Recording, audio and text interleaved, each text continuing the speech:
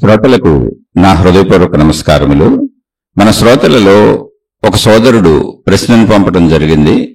ఆ ప్రశ్న, అసలు ఈ మనసు సరైన దారిలో నడవటానికి మూలము ఎక్కడున్నది? ఇది ఒక సోదరుడు పంపిన ఒక ప్రశ్న. అదే ప్రశ్నకు రిలేటెడ్గా ఇటువంటిదే ఇంచుమించుగా అడుగుతూ ఇంకొక సోదరుడు పంపిన ప్రశ్న ఏంటంటే, ఎంతమంది అనేక రకాల మార్గాలలో అంటే భక్తి విధానాలలో, దైవ విధానాలలో అనేకం నమ్ముతూ, అంటే విచక్షణ జ్ఞానం ఉన్నా కూడా సృష్టి అంతా ఒకటే, మనుషులందరూ ఒకటే, మొత్తం ఉన్నటువంటి ఈ సృష్టికి ఎవరో దేవుడు ఒకడే అయి ఉండాలి అనేటువంటి కామన్ సెన్స్ ఉన్నా కూడా అనేక మంది అనేక రకాలుగా, అనేక మతాలు, అనేక మంది దేవుళ్ళు, అనేక దేవతలు, ఇలా రకరకాలుగా విడిపోయి అనేక మంది గురువులు, అనేక మంది, అనేక రకాల సాధనా విధానాలు, అనేక పద్ధతులు, ఇలా అనేకంగా ఎలా నమ్ముతున్నారు? వాళ్ళ మనసులు ఎందుకు వాటికి అలా అతుక్కుపోతున్నాయి?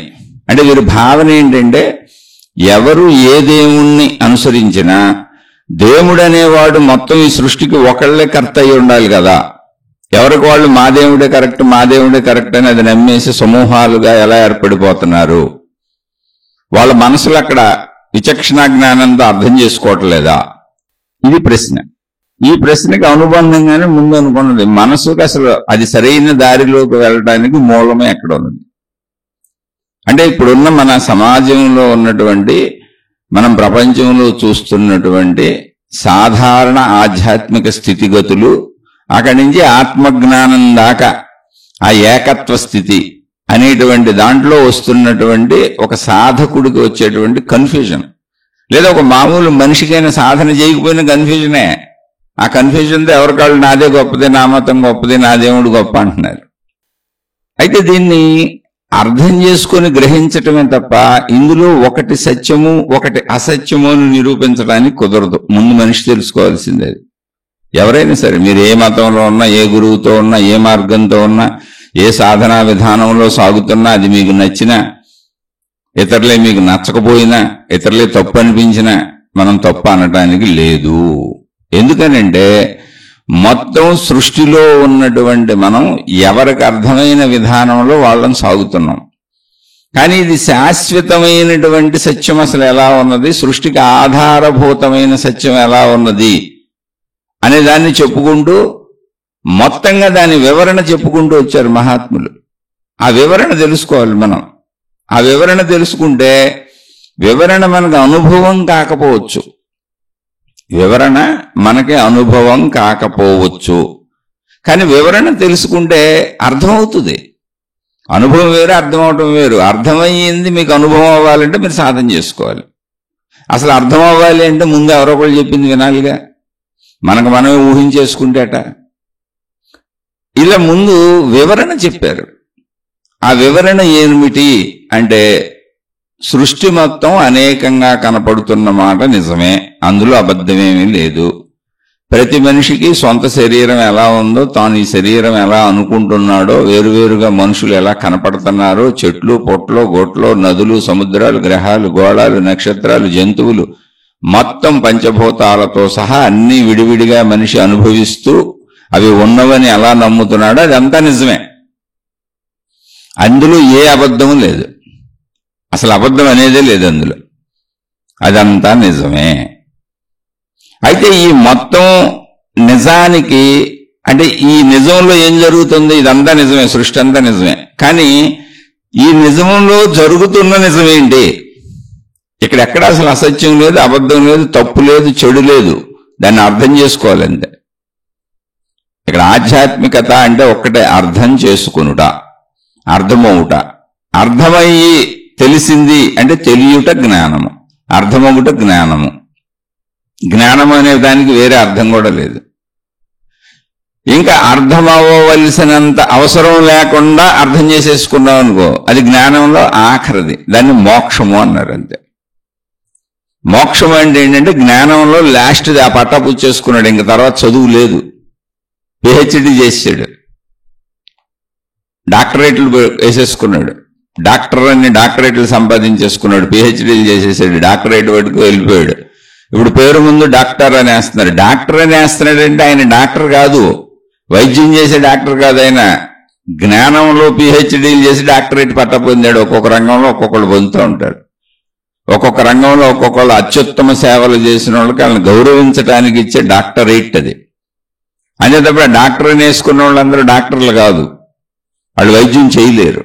అలాగే జ్ఞానములో అంటే ఒక మనిషి తన జీవితాన్ని గడపడానికి ఉపయోగించే జ్ఞానం ఏదుందో, పసిబిడ్డ పక్కకు డొల్లటానికి ఉపయోగించే జ్ఞానం, బోర్లా పడటానికి ఉపయోగించే జ్ఞానం, తల్లిదండ్రులను గుర్తుపెట్టి నవ్వే జ్ఞానం, ఏదైనా కుడితే ఏడ్చే జ్ఞానం, మలమూత్ర విసర్జనలు చేసినప్పుడు ఏడ్చే జ్ఞానం, ఏడుస్తూ తనకు ఆకలేస్తుందని చెప్పే జ్ఞానం, తనకు ఆకలేస్తున్నప్పుడు ఏడిచి పాలు ఇవ్వగానే తల్లి హృదయానికి హత్తుకొని పాలు నోట్లో పెట్టగానే పాలు తాగుతూ ఉండగానే ఇక ఆగిపోయి చిరునవ్వులు చిందిస్తూ పాలు తాగే జ్ఞానం, కడుపు నిండగానే ఇక చాలు నాకు అని వదిలేసే జ్ఞానం, పాలు తాగకుండా వదిలేసే జ్ఞానం, ఇదంతా జ్ఞానమే. తెలియట అక్కడి నుంచి మొదలైన జ్ఞానం అలా మనిషి తన జీవన పరిస్థితులన్నీ సాగించుకుంటూ పంచేంద్రియ సుఖాలు అన్నీ అనుభవిస్తూ నేను అనే భావనతో చక్కగా సాగుతూ, ఇదంతా సత్యమే.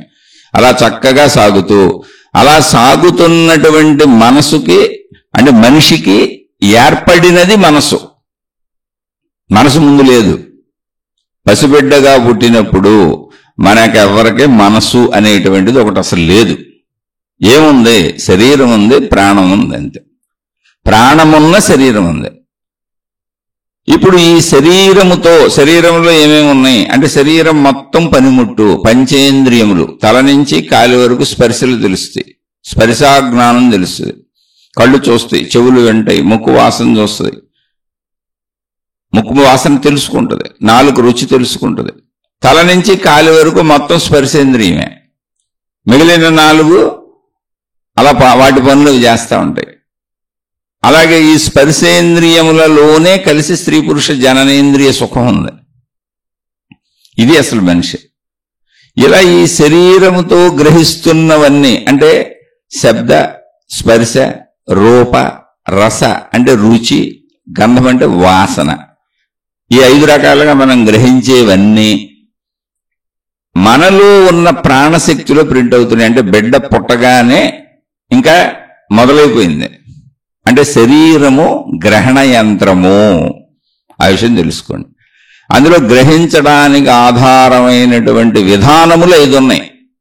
మొత్తం తల నుంచి కాలు వరకు స్పర్శలున్నాయి, కళ్ళ ద్వారా దృశ్యాలున్నాయి, చెవుల ద్వారా శబ్దాలున్నాయి, ముక్కు ద్వారా వాసనలున్నాయి, అలాగే ముక్కు ద్వారా గాలి పీల్చుకొని బ్రతకటం ఉంది, నాలుక ద్వారా రుచులు తెలుసుకోవటం ఉంది.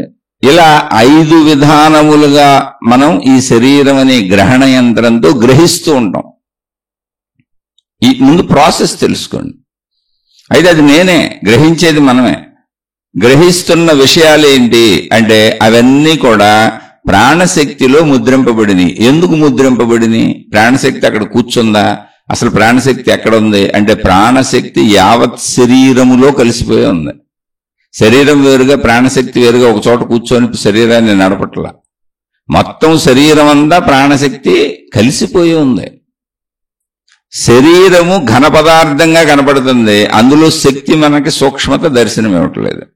ఎలా అంటే ఒక పండు ఉంది, ఒక జామ పండు ఉంది, ఒక యాపిల్ ఉంది. ఏదైనా ఒక పండు మనం తింటాం, ఆహార ధాన్యాలు మనం తింటాం. ఉదాహరణకు ఒక పండుని తీసుకోండి, జామకాయ. ఇప్పుడు జామకాయను మనం తింటాం. ఆ జామకాయను పట్టుకున్నప్పుడు దాని ఆకుపచ్చ రంగు కనపడుతుంది, దాని గుండ్రటితనం కనపడుతుంది, దాని సైజు అది ఎంత ఉందో కనపడుతుంది, దాని పరిమాణం కనపడుతుంది, దాని బరువు తెలుస్తుంది, దాని వాసన తెలుస్తుంది, దాని రుచి తెలుస్తుంది, దాని రంగు తెలుస్తుంది, ఇవన్నీ తెలుస్తున్నాయి. కానీ అసలు ఎందుకు తింటున్నాం ఆహార పదార్థాలు కానీ పళ్ళు ఫలాలు కానీ అంటే శక్తి కోసం. శక్తి ఏది? మరి శక్తి కనపడలేదుగా. అంటే శక్తి వాటితో మిళితమైపోయి ఉన్నది కానీ శక్తి కనపడదు. శక్తి యొక్క ఘనస్వరూపం జామపండు, జామపండు యొక్క అంటే శక్తి యొక్క వ్యక్త స్వరూపం జామకాయ, జామపండు. జామ పండు యొక్క అవ్యక్త స్వరూపం శక్తి, అంతే. అంటే కనపడని స్వరూపం, అంతే. ఏ విధంగానూ దొరకదు అది, కానీ శక్తి ఉంది. అంటే ఎందుకు దొరకదంటే శక్తికి ఆ లక్షణాలు లేవు, కానీ శరీరం ఆ శక్తిని గ్రహించగలదు. మనం ఆహార పదార్థాలు తిన్నప్పుడు మన శరీరం ఆ శక్తిని తీసుకొని పదార్థ తత్వాన్ని బయటకు వదిలేస్తుంది. అవే మలమూత్ర విసర్జనలు, చెమట పట్టడం, ఇదంతా కూడా. అలా శక్తి మన శరీరం అంతా కలిసిపోయింది, ఒక చోట కూర్చొని లేదు. అది వంద కనుకనే తల నుంచి కాలు వరకు మనకి స్పర్శలు తెలుస్తున్నాయి. కాబట్టి ఇప్పుడు మనసు ఎక్కడ ఉంది ఇది, అందుకని ఈ పాయింట్ చెప్పాను మీకు. ఇప్పుడు అరికాలు నేల మీద పెడితే మనకు స్పర్శ తెలుస్తుందా లేదా? తెలుస్తుంది. ముళ్ళు గుచ్చుకుంటే తెలుస్తుందా లేదా? నెత్తి మీద ఏదైనా టప్మని పడింది అనుకో తెలుస్తుందా లేదా? దువ్వెంతో దువ్వుకుంటే తెలుస్తుందా లేదా? ఇంకా తల నుంచి కాలు వరకు అన్ని తెలుస్తున్నాయి, స్పర్శ తెలుస్తున్నాయి. అంటే తెలుస్తున్నదంతా మనసే, తెలుసుకుంటున్నదంతా మనసే. అది మనసు అయిపోతూ ఉంటుంది. అది ఎందుకు అంత తెలుసుకోగలుగుతుంది అంటే శరీరం మొత్తం ప్రాణశక్తి ప్రవహిస్తుంది, ప్రాణశక్తి ఉన్నది. ప్రాణశక్తి ఉన్నదంతా తెలుసుకోగలుగుతుంది, తెలుసుకోగలిగిందంతా మనసు అయిపోతుంది. ఎందుకంటే మనకు గుర్తుంటుంది. అంటే ప్రాణశక్తిలో, అంటే మనం అర్థం చేసుకోవడానికి చెప్పుకుంటున్నాం, ప్రాణశక్తి ఇప్పుడు విడిగా లేదు, ప్రాణశక్తి మనసు ఒకటే. అలానే ప్రాణశక్తి మనసు శరీరము విడివిడిగా లేవు, శరీరము ప్రాణశక్తి మనసు మూడు ఒకటే. ఎందుకని? పండులో శక్తి కలిసిపోయి ఉన్నట్టు జామ పండులో శక్తిని మనం విడిగా చూడలేము. శక్తి కోసమే ఆహార పదార్థాలు తింటున్నాం, జామ పళ్ళు తింటున్నాం, కానీ శక్తిని దర్శించలేము. శక్తిని గ్రహించగలం, శక్తిని గ్రహించగలం, శరీరం గ్రహిస్తుంది. అలాగే ఇప్పుడు శక్తిని మనం పండులోంచి, శక్తిని ఆహార ధాన్యాల్లోంచి శక్తిని శరీరము గ్రహించేలా సృష్టి మన శరీరాన్ని డిజైన్ చేసింది. ఒక డిజైనింగ్ అలా ఉంది. అది మన చేతిలో లేదు. ఇక్కడ శక్తిని మనం జ్ఞానంతో గ్రహించగలం. ఎందుకని? శరీరంతో గ్రహించడానికి, ఇంద్రియాలతో గ్రహించడానికి కుదరదు. శరీరంతో గ్రహించడం అంటే తిన్నాక పచనం అయిపోయి అదే శక్తిగా మారిపోతుంది, లోపల ప్రాసెస్ ఏంటో మనకు తెలియదు. మళ్ళీ ఆ శక్తే శరీరం అవుతుంది. ఇప్పుడు మనం తీసుకున్న ఆహారం ఏమవుతుంది అంటే అక్కడ అర్థమవుతుంది. ఏమవుతుంది? మనం తీసుకున్న ఆహారం పచనం అయిపోయి మొత్తం జ్యూస్గా తయారవుతుంది పొట్టలో. అలా తయారవడానికి కొన్ని వందల కెమికల్స్ రిలీజ్ అవుతాయి, రిలీజ్ అయ్యి పచనం చేసేస్తాయి. మనం తిన్న పదార్థం అంతా మెత్తగా జ్యూస్లో తయారైపోద్ది. అందులో జ్యూస్ సారాన్ని, అంటే ఆ జ్యూస్ని మన పేగులు పీల్చేసుకుంటాయి. పేగులు మనం తిన్న ఆహారాన్ని, ఆ జ్యూస్ని పీల్చేసుకుంటాయి, రసాన్ని పీల్చేసుకుంటాయి. అప్పుడు ఏమైంది? పిప్పి మిగిలిపోద్ది. మనం ఇప్పుడు టీ పొడి వడపోస్తే ఎలా అవుతుంది? అలా సింపుల్గా అర్థం అవడానికి. అప్పుడు పదార్థంలోని పదార్థ తత్వం పిప్పి మిగిలిపోయింది. ఆ మిగిలిపోయిన పిప్పిని కిందకి నెట్టేస్తుంది శరీరం. అంటే మనం తీసుకున్న పదార్థాలలో సారాన్ని, మనం తాగిన నీటిలో సారాన్ని, ద్రవ పదార్థాల్లో సారాన్ని తీసుకొని ద్రవ పదార్థంలో అయితే యూరిన్ బ్లాడర్లోకి తోసేస్తుంది, అంటే మూత్ర విసర్జన అవయవంలోకి వెళ్ళిపోద్ది. ఘన పదార్థంలో అయితే మలద్వారం వైపు, మలపేగు వైపు తోసేస్తుంది. ఇది జరుగుతుంది. శక్తిగా ఆ జ్యూస్గా తయారు చేసుకుని ఆ శక్తిని పీల్చేసుకుంటున్నాయి పేగులు. పీల్చుకున్నదాన్ని ఏం చేస్తున్నాయి? రక్తంగా మార్చుకుంటున్నాయి. రక్తం శరీరం అంతా జరుగుతుంది. రక్తం ఎక్కడ తిరగడం ఆగిపోద్దో, ఏ అవయవానికి రక్త ప్రసరణ ఆగిపోద్దో అవయవం పనిచేయదు. ఇంకా పెరాలిసిస్ అంటే అదే. Brain stroke, heart stroke, paralysis, పక్షవాతం, ఇవన్నీ ఏంటి అంటే ఆ వైపు రక్త ప్రసరణ ఆగిపోయినది అంతే. ఎందుకని? మధ్యలో అడ్డం పడిన బ్లాకేజీలు వచ్చినాయని చెబుతారు. దానికి డాక్టర్ల భాష వేరుగా ఉంటుంది. అంటే శరీరం అంతా రక్త ప్రసరణ సమంగా జరుగుతూ ఉండాలి. అంటే రక్తం అనేది ఇప్పుడు శక్తి రూపంలో ఉంది అక్కడ మనకి, ద్రవ పదార్థంగా కనపడుతుంది. ఘన పదార్థాలు మనం తిన్నాం, ద్రవ పదార్థాలు మనం తిన్నాం, అందులోంచి జ్యూసుని తీసేసుకొని ద్రవ పదార్థంగా మార్చుకుంది రక్తంగా. ఈ రక్తంలోంచి కొంత భాగం మన శరీరంలో మాంసంగా తయారవుతూ ఉంటుంది, అంటే ఘనత్వాన్ని పొందుతుంది, ఘన పదార్థం అవుతుంది. మళ్ళీ అందులోంచి కొంత భాగం మన శరీరంలో ఎముకలు నిలబడటానికి అవసరమైన బలమైన మధ్యలో ఉండేటువంటి ఎముక మధ్యలో ఉన్న ఖాళీలో మూలుగా మజ్జగా ఏర్పడుతుంది, అందులో లోపల ఏర్పడుతుంది. అందుకని ఎముక బలం ఉంటుంది, మనం నిలబడినప్పుడు పడిపోకుండా ఉంటాం.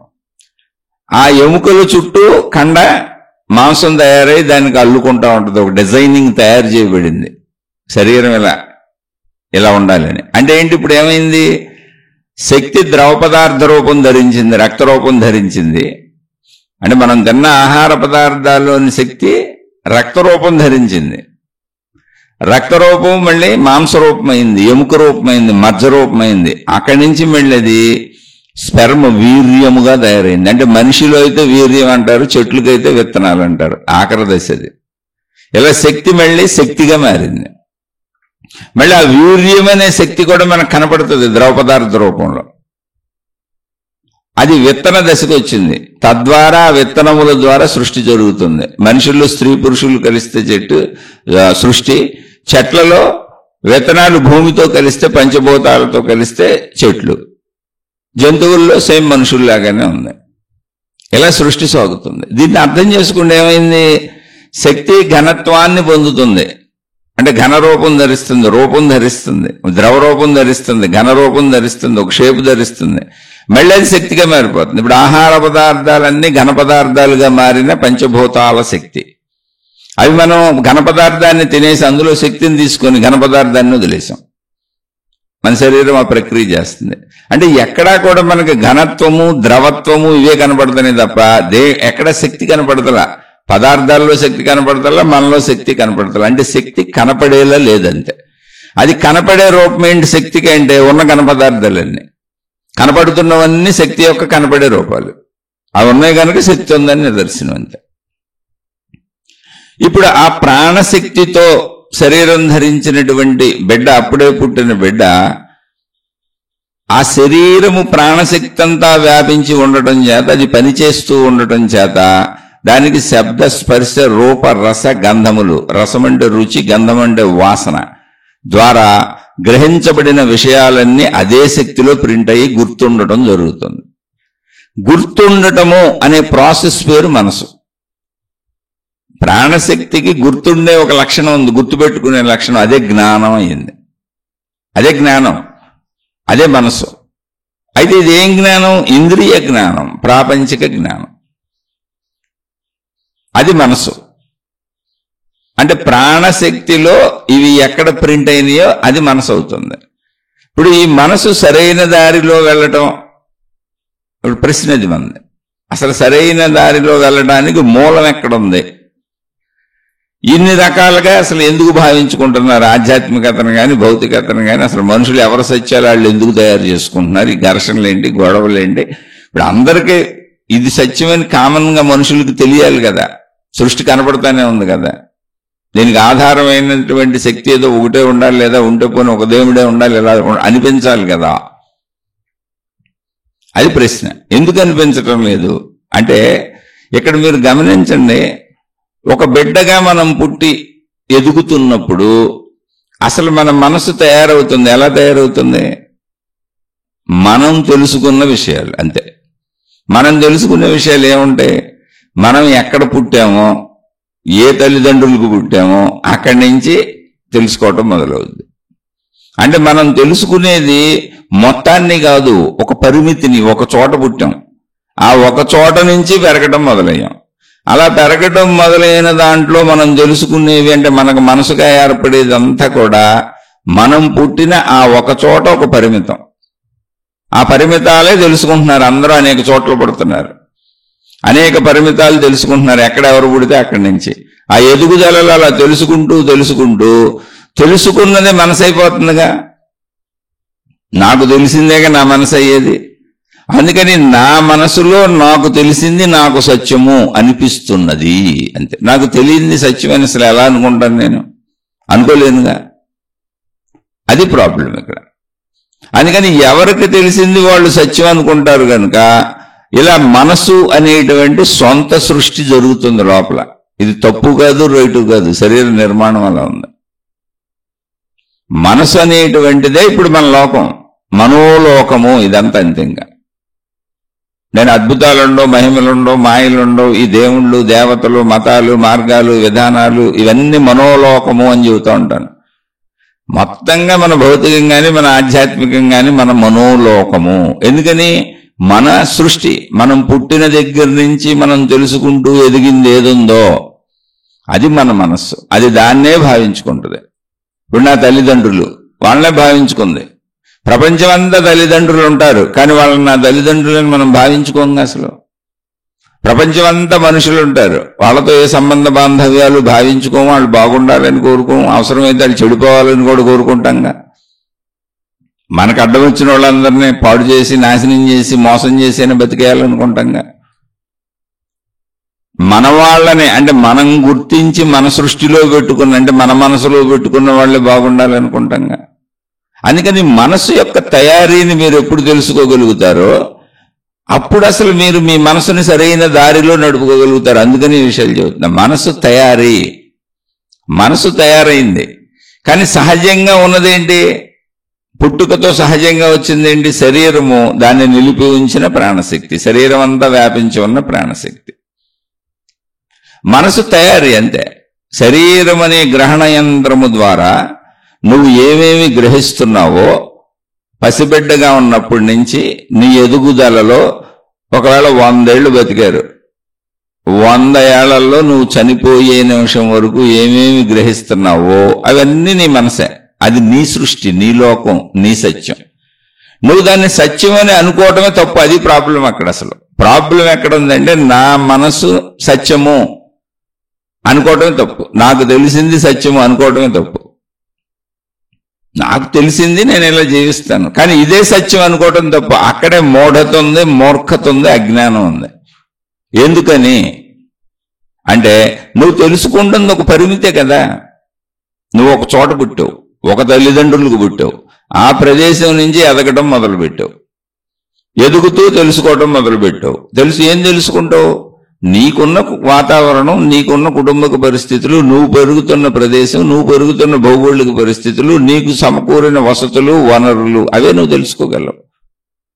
అంటే ఒక్కసారి మీరు సృష్టితో పోల్చుకోండి. అంటే మొత్తం సృష్టి అక్కర్లా, జస్ట్ మనుషులు బతికే ప్రపంచంతో పోల్చుకొని 200 దేశాలు ఉన్నాయి అంటే సుమారుగా చెబుతున్నా. అసలు నీకేం తెలుసు? 200 దేశాల పేర్లు కూడా తెలియదు మనకు. మనం పుట్టిన చోట ఒక పరిమితత్వం తెలుసు, మనం పెరుగుతూ వచ్చిన మన ఊరు తెలుసు, ఆ మన ఊరిలో కూడా మనకు సంబంధించిన కొన్ని తెలుసు, మళ్ళీ పక్కింటి వాళ్ళ గురించి తెలియదు. అలా మనం తిన్నవి, మనం తాగినవి, మనం అనుభవించినటువంటి ఒక పరిమితత్వం తెలుసు మనకి. ఆ పరిమితత్వం అనేది ఎలా తెలుసు? మనసు అయింది, గుర్తుంది. ఎందుకు గుర్తుంది? ప్రాణశక్తికి అంటుకున్న దానికి నశింపు ఉండదు, అది గుర్తుపెట్టుకుంటుంది. అసలు జీవితం కంటిన్యూటీ ముందుకు సాగడానికి అనువుగా అది సృష్టి చేసిన ఏర్పాటు. ఇప్పుడు అది గుర్తుపెట్టుకోలేదనుకోండి, అసలు మనం బతకడమే కుదరదు. ఇక్కడ నేనెవరనే పాయింట్ మర్చిపోతాం. కాబట్టి ప్రాణశక్తి గ్రహించినటువంటి విషయాలన్నీ ప్రాణశక్తిలో గుర్తు ఉండటాన్ని మనసు అని పిలుస్తారు. ఇప్పుడు ఈ మనసు ఎంత పరిమితం మీరు ఊహించుకోండి ఒకసారి. మన ప్రతి వాళ్ళం మనది మనసు, మన సొంత సృష్టి, అది మనదే, మనం తయారు చేసుకున్నది. ఎందుకని అంటే మనం గ్రహించినది. ఎవరికైనా ఇలాగే తప్పదు. కానీ అది మనసు నిజమా అంటే, నా మనసులో నాకు తెలిసినవన్నీ నిజమా, సత్యమా అంటే ఎట్టి పరిస్థితుల్లోనూ నిజము కాదు, సత్యము కాదు. నా వరకు నాకు నిజము, నాకు సత్యం ఏంటి? నేనేదో తిన్నాయి, నేను అయ్యే తింటాను అంతే.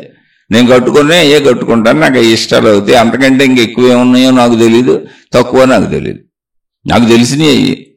అందుకని అక్కడ సత్యము నిజం అనేది మనసుకు ఉండదు. అసలు మనసుకు కేవలం తన గ్రహించిన పరిమితత్వం ఉంటుంది. పరిమితత్వాన్ని సత్యం అనుకోవడమే అజ్ఞానం, పరిమితత్వాన్ని సత్యం అనుకోని వాదులాడటమే మూఢత్వం, పరిమితత్వాన్ని సత్యం అనుకొని దాన్నే ప్రచారం చేయడమే మూర్ఖత్వం, పరిమితత్వాన్ని సత్యం అనుకొని నా పరిమితత్వాన్ని అందరూ నమ్మండి, ఎవరూ నమ్మటం లేదు, నాతో ఘర్షణ పడుతున్నారని నేను మీతో ఘర్షణ పడతానే, అదే రాక్షసత్వం. వివేకము లేనటువంటి ఎన్ని నెగిటివ్ పదాలు వాడచ్చో అవన్నీ అవే, చెడంతదే. ఎందుకని నా మనసు పరిమితత్వాన్ని నాకే తెలుస్తుందిగా. కానీ మనసు లేకుండా వెళ్ళటం కుదురుతుందా అంటే అసలు కుదరదు, అసలు కుదరదు. ఇప్పుడు మనసు పరిమితత్వం అని తెలుసుకునేది ఎవరు? మళ్ళీ మనసే. మనసుకే మీరు పరిమితత్వం నువ్వని తెలియజేయాలి.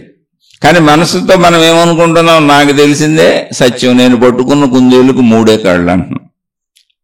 నాయన నువ్వు తినేది నువ్వు తిన్నావు, నువ్వు కట్టుకునేది నువ్వు కట్టుకున్నావు, నువ్వు అనుభవించేది నువ్వు అనుభవించావు, నువ్వు పుట్టిన చోట నుంచి నీ పెరిగే చోట వరకు నీ మార్గ ప్రయాణంలో నువ్వు తెలుసుకున్నావు.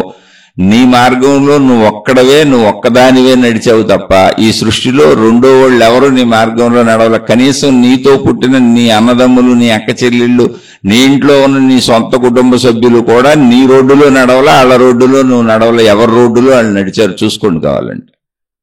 ఒకే చోట వెళ్తానంటే కనపడచ్చు, ఒకే చెట్టుకి కాండం ఒకటే కనపడుతుంది, కానీ పైకి వెళ్ళిన కొమ్మలు అనేకమైపోతాయి. అలాగే ఒకే కుటుంబంలో ఉన్న కుటుంబ సభ్యులు కూడా ఒకే కాండంలో కనపడచ్చు, కానీ అనేక దారుల్లో పోతా ఉంటారు. అవే ఘర్షణలు. అసలు అక్కడ ఘర్షణ కాదు, మనసుకి సరైన దారి ఏంటి, దాన్ని సరైన దారిలో నడపడానికి మూలం ఏంటి అంటే మనసు అనేది నేను తయారు చేసుకున్న పరిమితత్వము. అలానే అది అబద్ధమా, అది లేకపోతే నువ్వు జీవించడమే కుదరదు. కాబట్టి నీ వరకు నీకు అది అవసరం. అబద్ధము కాదు, నిజము కాదు, సత్యము కాదు, అది అవసరం. అంటే ఒక వాహనం తయారు చేశారండి, ఒక కారు తయారు చేశారు, మొత్తం కారు బ్రహ్మాండంగా తయారు చేశారు, అద్భుతంగా ఉంది, అన్ని లగ్జరీస్ ఉన్నాయి కారులో. మొత్తం కారు తయారు చేసి కారు అమ్ముతున్నారు. కారులు వచ్చినాయి, షోరూములకి వెళ్ళి జనం కొనుక్కోవడానికి వెళ్ళారు. మొత్తం అన్నీ ఉన్నాయి, ఇక్కడ తాళం పెట్టాలి, ఇక్కడ స్టార్ట్ చేయాలి, అన్నీ ఉన్నాయి. కారుకి స్టీరింగ్ లేదు. అన్నీ తయారు చేశారు కానీ కారుకి స్టీరింగ్ పెట్టడం మర్చిపోయారు. స్టీరింగ్ ఏంటంటే కారు ఎటు వెళ్ళాలో తిప్పేది. ట్రాఫిక్లో వెళ్ళాలంటే కారు ఇప్పుడు స్టీరింగ్ లేకపోతే కారుని పక్కకి తిప్పడం, ఎడమకి తిప్పడం, కుడికి తిప్పడం, తప్పించడం కుదరదుగా. స్టీరింగ్ పెట్టాలి అంతే. కారుకి స్టీరింగ్ లేకపోతే ఎలాగో, మోటార్ సైకిల్కి హ్యాండిల్ లేకపోతే ఎలాగో, సైకిల్కి హ్యాండిల్ లేకపోతే ఎలాగో, లేకపోతే ఎడ తిప్పుతుందాన్ని తిప్పడానికి కావాలిగా. సైకిల్కి అయితే హ్యాండిల్ అంటారు, కారుకి అయితే స్టీరింగ్ అంటారు. అలా విమానాలకు కూడా ఉంటుంది, అన్నిటికీ ఉంటుంది. అలా ఒకదానికి ఒక పేరు ఉంది అంతే. అది లేకపోతే ఎన్ని ఉన్నా దాన్ని ఎలా నడపలేమో, ఈ శరీరాన్ని నడపడానికి మనసు స్టీరింగ్ లాంటిది. సత్యము కాదు, అసత్యము కాదు. నీ శరీరం అనే వాహనానికి మనసు స్టీరింగ్ అంది. దాన్ని సరైన దారి అంటే ఏంటంటే అసలు నా దారే సరైన దారి అనుకోకపోవటమే సరైన దారి. ఎందుకని అందరూ వేరు దారుల్లో వెళ్తారు. ఇప్పుడు నీ తల్లిదండ్రులు ఆల్రెడీ చాలా దూరం ప్రయాణం చేసేసారు, నువ్వు వాళ్ళకు పుట్టావు. నువ్వు పుట్టిన కాడి నుంచి మళ్ళీ నీ ప్రయాణం కొత్తగా మొదలైంది. అది కొత్త రోడ్డే. నువ్వు తెలుసుకునేది కొత్తయే, నీ తల్లిదండ్రులు తెలుసుకునే కాదు. ఎక్కడన్నా కొన్ని కలవచ్చు, మనుషులందరూ ఒకలా ఉంటారు కాబట్టి ఏదో 1-2 విషయాలు కలవచ్చు. కానీ కాండము, చెట్టు కాండము అలా పెరిగి ఒకటిగా కనబడి పైకి వెళ్ళి తర్వాత అనేక కొమ్మలుగా విడిపోయి అక్కడి నుంచి అనేక రెమ్మలు వేసుకొని అనేక పువ్వులు, అనేక కాయలు కాసుకున్నట్టుగా ఎవరి ప్రయాణం వాళ్ళు చీలిపోతూ వెళ్ళిపోతుంటారు. అంటే సపోజ్ 800 కోట్ల మంది ఇప్పుడు ప్రపంచంలో ఉన్నారు అంటే 800 కోట్ల దారులు వేసుకున్నారండి. అవే 800 కోట్ల మనసులు. అందుకే ఏ ఇద్దరికి ప్రపంచంలో కలవదు, ఎప్పటికే కలవదు. కారణం ఏంటి?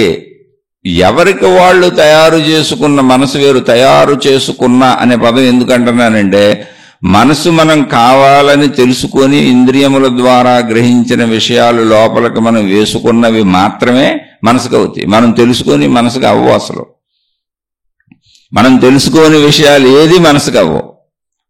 ఆధ్యాత్మికత కూడా అంతే. మీరు తెలుసుకుంటుంటే మనసు అవుతా ఉంటుంది, మీరు తెలుసుకోకపోతే మళ్ళీ అది మనసు అవ్వదు. మరి మీరు తెలుసుకోకుండా దాన్ని మనసు చేసుకోకుండా ఉంటే ఆధ్యాత్మికతని మళ్ళీ మీరు సాధన చేయలేరు. అందుకని మనసు తప్పు కాదు, రైటు కాదు, సింపుల్ మనసు అంతే. దానికి సరైన దారి ఏంటి? అసలు మనసుని సరైన దారిలో నడపడం ఏంటి అంటే నేను తయారు చేసుకున్నది పరిమిత మనసు, నా దారి నా ఒక్కడిదే, నా దారి నా ఒక్కదానిదే. ప్రపంచంలో అందరికీ ఎవరి దారులు వాళ్ళకు ఉంటాయి. నా తల్లిదండ్రుల నుంచి నా చుట్టూ ఉన్న అందరికీ, నా భార్య, నా భర్త, నా పిల్లలు, ఎవరైనా కావచ్చు. ఎందుకని అందరూ ఒకే రకమైన విషయాలు గ్రహించుకుంటా పెరగరగా పుట్టిన పిల్లలందరూ అందరికీ మారిపోతాయి. ఎన్నో కొన్ని మారిపోతాయి. అసలు ఏ తండ్రి గ్రహించింది కొడుకు గ్రహించడు. తండ్రి వేరు, కొడుకు పూర్తిగా వేరుగుంటారు ఇద్దరు. అలా తల్లి అందరూ. ఈ సత్యం మీకు అర్థమైనప్పుడు మన మనసుని మనం అవసరానికి ఉపయోగించుకోవడమే స్టీరింగ్ లాగా ఈ శరీరాన్ని నడపడానికి తప్ప మన మనసుని మనమే నమ్మకూడదు. నమ్మకూడదంటే దొంగను, చెడ్డదను, పిచ్చిదను నేను అసలు అలా చెప్పట్లా. మన మనసు మనకు మాత్రం స్టీరింగ్ లా ఉపయోగపడుతుంది శరీరం అనే యంత్రానికి నడపడానికి తప్ప మన మనసు చెప్పేదంతా సత్యము కాదు, అది పాక్షికము. మన మార్గం అంతే, అది సత్యము కాదు అసత్యము కాదు. దాన్ని సత్యం అనుకున్నా దాన్ని అసత్యం అనుకున్నా నువ్వు పొరపాటు చేసినట్టే. నువ్వు మనసుని తిట్టినా పొరపాటు చేసినట్టే, పొగిడినా పొరపాటు చేసినట్టే. అది మధ్యస్థ స్థితిలో ఉంది. ఎందుకంటే అది నిజంగా దానికి మనసు అనేది లేదు అసలు అక్కడ. అది మనసు ఎప్పుడైంది? మనసులో ఏమేమి ఉన్నాయి? ప్రాణశక్తి ఉంది, శరీరంతో ప్రపంచం నుంచి గ్రహించిన విషయాలు ఉన్నాయి. ప్రాణశక్తిలో ప్రపంచం నుంచి గ్రహించిన విషయాలు అతికిస్తే మనసు అయింది. అంటే అసలు మనసు ఉందా? ఇప్పుడు ప్రాణశక్తి నుంచి ప్రాపంచిక విషయాలు తీసేసాం, ప్రపంచాన్ని తీసేసాం అనుకోండి, అక్కడ ఏముంది? ఇప్పుడు ఒట్టు ప్రాణశక్తి ఉంది. ప్రాపంచిక విషయాల నుంచి ప్రాణశక్తిని తీసేసాం అనుకోండి మనసులో, అప్పుడు అక్కడ ఏముంది? ఒట్టు ప్రాపంచిక విషయాలు ఉన్నాయి. ప్రాణశక్తి లేని ప్రాపంచిక విషయాలు పనిచేయలేవు. అంటే నీకు ఆలోచనలుగా పుట్టలేవు, ఎందుకంటే ప్రాణశక్తి లేదుగా, కదలకి లేదు. అప్పుడు ఈ భావాలకే ఆలోచనలకి మనం గ్రహించినటువంటి అనుభవాలకి అనుభూతులకి విలువ లేదు. అప్పుడు మనసు ఉండదు. ప్రాణశక్తిని విడదీస్తే ప్రాపంచిక విషయాలు దేనికి పనికిరావు, అసలు గుర్తు కూడా ఉండదు. ఎందుకంటే అందులో చైతన్యత లేదు, కాబట్టి మనసు లేదు. ప్రాణశక్తిలోంచి ప్రాపంచిక విషయాలను తీసేస్తే ప్రాణశక్తి పసిబిడ్డ పుట్టినప్పుడు ఎలా ఉంది? ఏ ఎరుక లేదు, నిశ్చలంగా ఉంది. పోనీ పసిబిడ్డ పుట్టడం నాకెందుకు, మీరు నిద్రపోయినప్పుడు ఎలా ఉంది? ప్రాణశక్తి ప్రాపంచిక విషయాలను వదిలేసింది. అప్పుడు ఎలా ఉంది? నిద్రపోయినప్పుడు అందరం తెలియదు, నేనన్న భావన కూడా లేదు, అలా ఉంటుంది. అంటే అప్పుడు మనసు ఉండదు. కాబట్టి అసలు మనసు అనేది లేనిది. అది ప్రాణశక్తి ప్రాపంచిక విషయాల కలయికల ద్వారా మనసు తయారవుతుంది ఎప్పటికప్పుడు, అంతే తప్ప దానికి స్వతంత్రత లేదు. స్వతంత్రత లేని మనసుని మంచిదని చెడ్డదని, దానికి ఏదో అది ఉన్నట్టు, అది నిజమైనట్టు, అది సత్యమైనట్టు భావించుకొని దాన్ని పట్టుకొని నేను దుఃఖపడిపోతున్నాను, నేను సుఖపడిపోతున్నానని మనం చుట్టూ ఉన్న ప్రజలతో మన ఇష్టారాజ్యంగా ప్రవర్తించటమే మనం చేస్తున్న పెద్ద మూర్ఖత్వం, పెద్ద జ్ఞానం, పెద్ద మూఢత్వం. మనం మూఢులం. నేను మారలేకపోతున్నానండి, నాకు కోపం పోవట్లేదండి, నాకు బాధ పోవట్లేదండి, నాకు ఈర్ష పోవట్లేదండి, నాకు అసూయ పోవట్లేదండి, లేదా నాకు ప్రేమ పోవట్లేదండి, నాకు బంధాలు పోవట్లేదండి, నాకు డబ్బు పిచ్చి పోవట్లేదండి, లేదా నాకు అందరికీ సేవ చేయటం, ప్రేమించటం, అందరికీ మేలు చేయటం, మంచి పిచ్చి పోవట్లేదండి. ఏదన్నా అది నువ్వు వచ్చిన మార్గంలో నువ్వు చేసుకున్న పరిమిత మనసుని నువ్వు నిజం అనుకుంటున్నావు. అది మనసు నిజం కాదు, స్టీరింగు. నీ శరీరాన్ని నడిపే స్టీరింగ్. అందుకే మీరు జాగ్రత్తగా గమనించగలిగి ముందు ఈ విషయాన్ని మీకు మీరు చెప్పుకోండి. మనసుని పదే పదే గమనించండి. ఆ మనసుని గమనించి అది ఒక చిన్న స్టీరింగ్ అని తెలుసుకొని ఆ స్టీరింగ్ వాడుకోవటం అంతే. కానీ స్టీరింగ్ వాడేటప్పుడు స్టీరింగ్ని ఇటు తిప్పాలా అడు తిప్పాలా అని నిర్ణయించేవాడు ఎవడో కూర్చున్న మనిషి. అలా మనలో బుద్ధి అనే ఇంకో శక్తి ఉంది, మీరు జాగ్రత్తగా గమనించండి. అందుకే మనం చేసే ప్రతి పనిని బుద్ధి తప్పు రైట్ అని చెబుతూ ఉంటుంది. అదే విచక్షణా జ్ఞానము. దాన్ని ఉపయోగించండి. ఆ విచక్షణా జ్ఞానాన్ని ఉపయోగిస్తే బుద్ధి సరైన దారిలో వెళ్తుంది. అసలు సరైన దారిలో వెళ్ళడానికి ముందు చెబుతున్న బుద్ధిని నమ్మకండి. బుద్ధిని నమ్మకుండా ఉండకండి. నమ్మకండి అన్నాననుకో చెడ్డదంటారు, నమ్మకుండా ఉండకండి అన్నాననుకో దాన్నే పట్టుకెళ్ళాడతారు. రెండు నమ్మకండి, నమ్మకుండా ఉండకండి ఉపయోగించుకోండి. ఏది? మనసుని, బుద్ధిని కాదు, మనసుని. ఎందుకనంటే అది అవసరం. అది నమ్మకము కాదు, నమ్మకపోవటము కాదు, అది అవసరం. అది జరుగుతున్న ప్రక్రియ, అది అక్కడే ఉంది. అది స్టీరింగ్. స్టీరింగ్ లేకుండా ఎవడో కారు నడపలేడు, కుదరదు. కాబట్టి మనసు పరిమితము, అంతే తప్ప మనసు సత్యము కాదు. ముందు విషయం తెలుసుకోండి. అంటే మనసు అంటే నాకు తెలిసిన విషయాలు, నాకు తెలిసిన విషయాలు తప్ప నేను నమ్మిన విషయాలు కాదు. నువ్వు నమ్మటం ఎందుకు? తెలిసిన విషయాలనే చాలా జాగ్రత్తగా ఆలోచించాలి. నేను ఈ గురువు గారిని నమ్ముతానండి అంటాడు ఒక ఆయన. ఒరే నాయన, ఆ గురువు గారిని నమ్మటం కాదురా, ఆ గురువు గారు నీకు తెలుసు అంతే. ఇంకో గురువు గారిని నేను నమ్మట్లేదు అంటాడు. నమ్మట్లేదు కాదురా, ఆ గురువు గారు నీకు తెలీదు. నీకు తెలిసిన దాన్ని పట్టుకు నువ్వు పోతున్నావు. దాన్ని నమ్ముతున్నాను, నాకు ఇష్టము, నాకు అయిష్టము ఇట్లా చెబుతున్నావు. అసలు ఆ పదాలే లేవు అక్కడ, నువ్వు తెలుసుకున్నావు అంతే. నీకు తెలియవు. నీకు తెలియని దాన్ని నేను నమ్మనని, నువ్వు తెలుసుకున్న దాన్నే నమ్ముతున్నానని అంటం అనేది ఎంత అజ్ఞానమో, ఎంత పిచ్చితనమో, ఎంత మూఢత్వమో కూర్చొని ఎవరికళ్ళు ఆలోచించుకోండి. నాకు తెలిసింది నేను నమ్ముతున్నా అంటే నా మతం నేను నమ్ముతా, నా మార్గం నేను నమ్ముతా, నా దేవుణ్ణి నేను నమ్ముతా, నా గురువుని నేను నమ్ముతా. ఒరే నమ్మటం కాదురా నాయన, అది నువ్వు తెలుసుకున్నావు. అది నమ్మటం కాదు తల్లి, నువ్వు తెలుసుకున్నావు. మనసు ప్రాసెస్ తెలుసుకో. ఇది శరీర శాస్త్రమో, మనోశాస్త్రమో, ఆధ్యాత్మిక చదువు, ఆత్మజ్ఞాన శాస్త్రము. నువ్వే అది, ఆ గ్రంథం నువ్వే. నువ్వు చదవవలసిన ఆత్మజ్ఞాన గ్రంథం నువ్వే. నువ్వు చదవవలసిన ముఖ్యమైన పుస్తకం నువ్వే. నువ్వేదో బయట పుస్తకాలు చదువుతానంటావు, మత గ్రంథాలు, మార్గ గ్రంథాలు చదువుతానంటావు. నువ్వు ఎక్కడెక్కడో పరిశోధనలు కాదు, నువ్వు పరిశోధన చేయవలసిన పెద్ద ల్యాబొరేటరీ నువ్వే. నీ శరీరం ఎలా పనిచేస్తుంది, నీ మనసు ఎలా పనిచేస్తుంది, నీ బుద్ధి ఎలా పనిచేస్తుంది, అసలు ఇవన్నీ పనిచేయడానికి ఆధారం ఏంటి, అసలు శరీరం ఎలా తయారవుతుంది, ఈ శరీరాన్ని అంతా నిలిపి ఉంచిన ప్రాణశక్తి ఏంటి, నీ మీద నువ్వు చేసుకోవలసిన ప్రయోగాలు అనంతంగా ఉన్నాయి. అవి పూర్తయిపోయి దాటి రిజల్ట్స్ అన్ని నీకు వచ్చేస్తే ఇంకా నువ్వు ప్రయోగాలు చేయవలసిన అవసరం లేకుండా నిన్ను నువ్వు కనుగొంటే, నువ్వు నీకు అర్థమైపోతే దాన్ని మోక్షము, ఆత్మసాక్షాత్కారము అన్నారు. అది నీకు ఇచ్చిన పట్ట, పిహెచ్డి పట్టాలాగా, డాక్టరేట్ పట్టాలాగా నీకు వచ్చిన పట్ట. నిన్ను జీవన్ముక్తుడు, జీవన్ముక్తురాలు అంటారు. అప్పుడు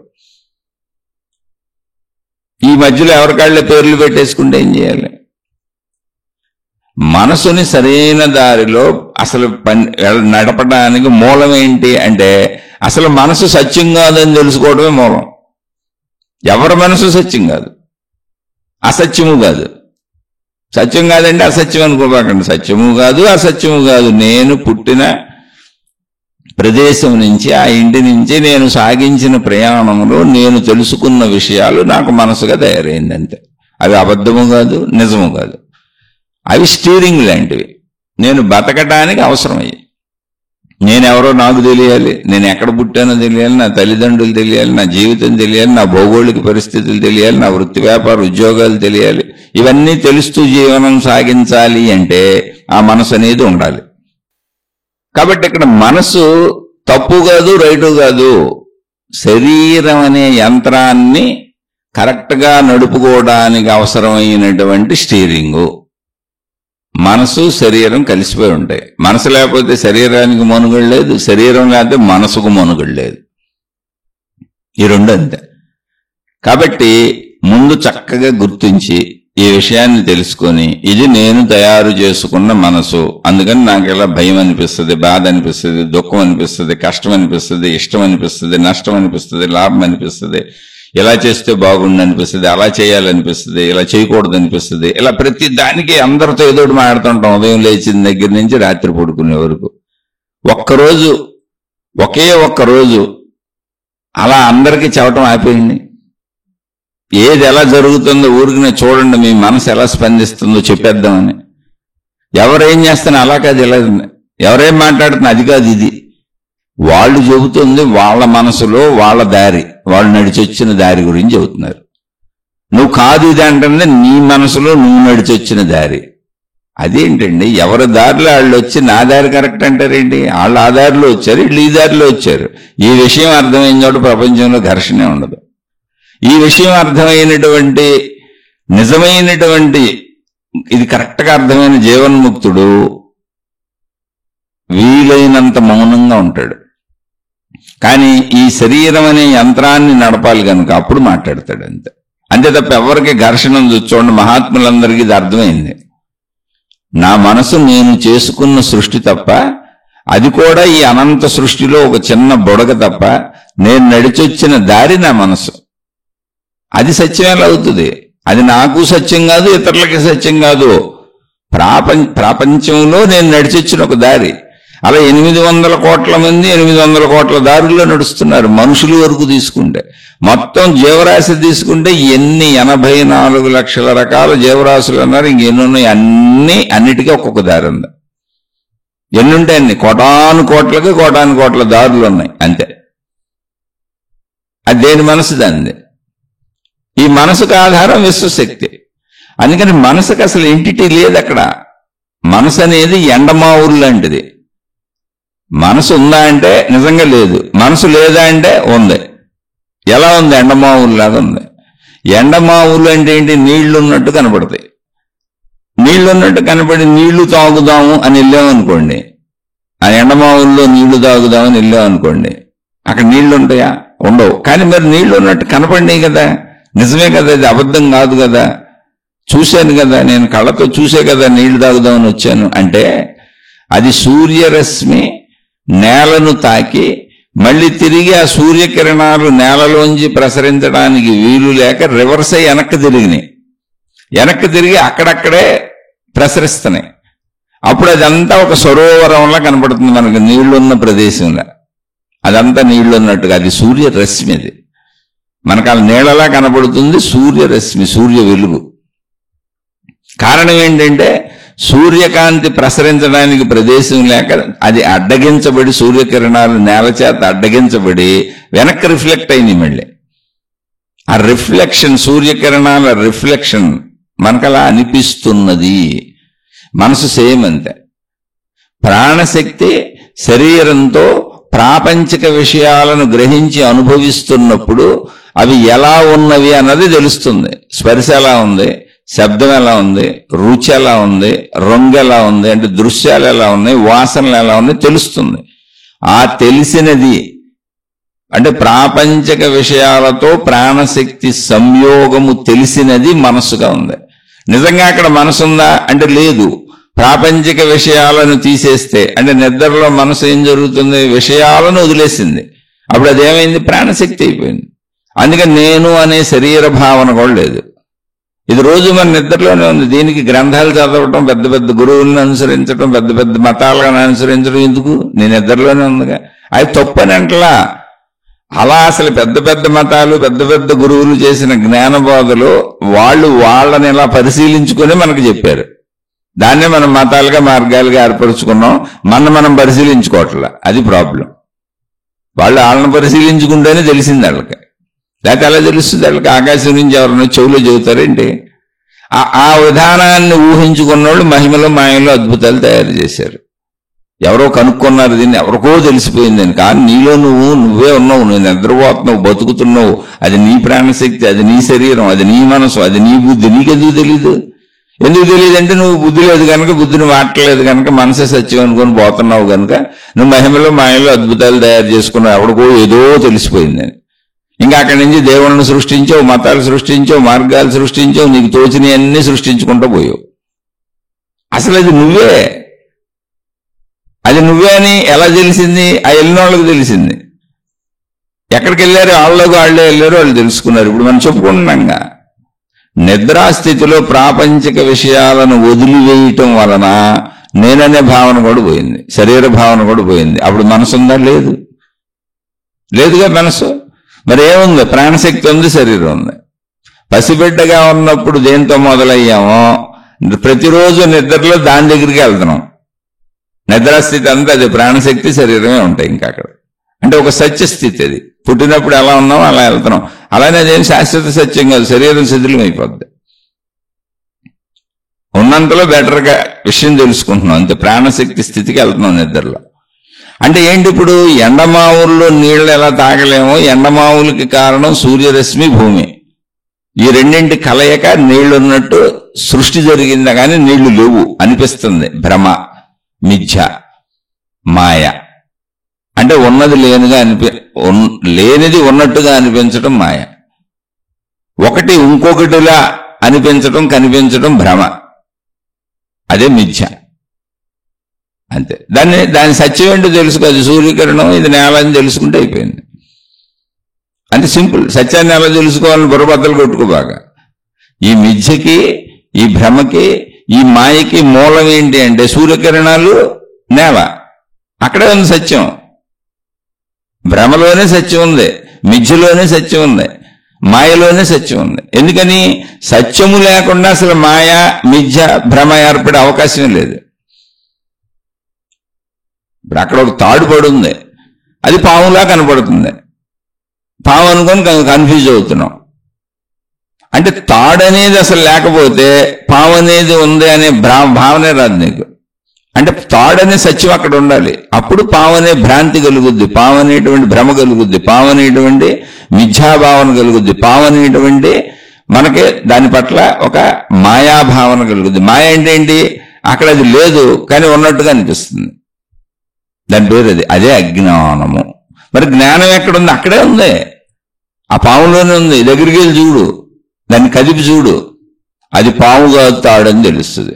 అంటే సత్యాన్ని ఆవరించుకునే ఉన్నాయి. ఆ ఆవరణ తీసేయి అంతే. ఆవరణ తీసేస్తే, అజ్ఞాన ఆవరణ తీసేస్తే, అంటే మిథ్యను తీసేస్తే, మాయను తీసేస్తే, భ్రమను తీసేస్తే, అంటే మిథ్య మాయ భ్రమ ఎక్కడున్నాయి? సత్యాన్ని మనం ఇంకోలా అనుకోవటం అంతే, అక్కడే ఉన్నాయి. సత్యం మీద ఆవరింపబడి ఉంది, ఇంకోలా అనుకుంటున్నాం. ఆ ఇంకోలా అనుకోవటం అనే అజ్ఞానాన్ని తీసేస్తే, మిథ్యను తీసేస్తే, మాయను తీసేస్తే, భ్రమను తీసేస్తే ఎగిరిపోతాయి, సత్యం ఆవిష్కారం అవుతుంది. అందుకని సత్యాన్ని ఎక్కడికో వెళ్ళి ఎతకక్కర్లా.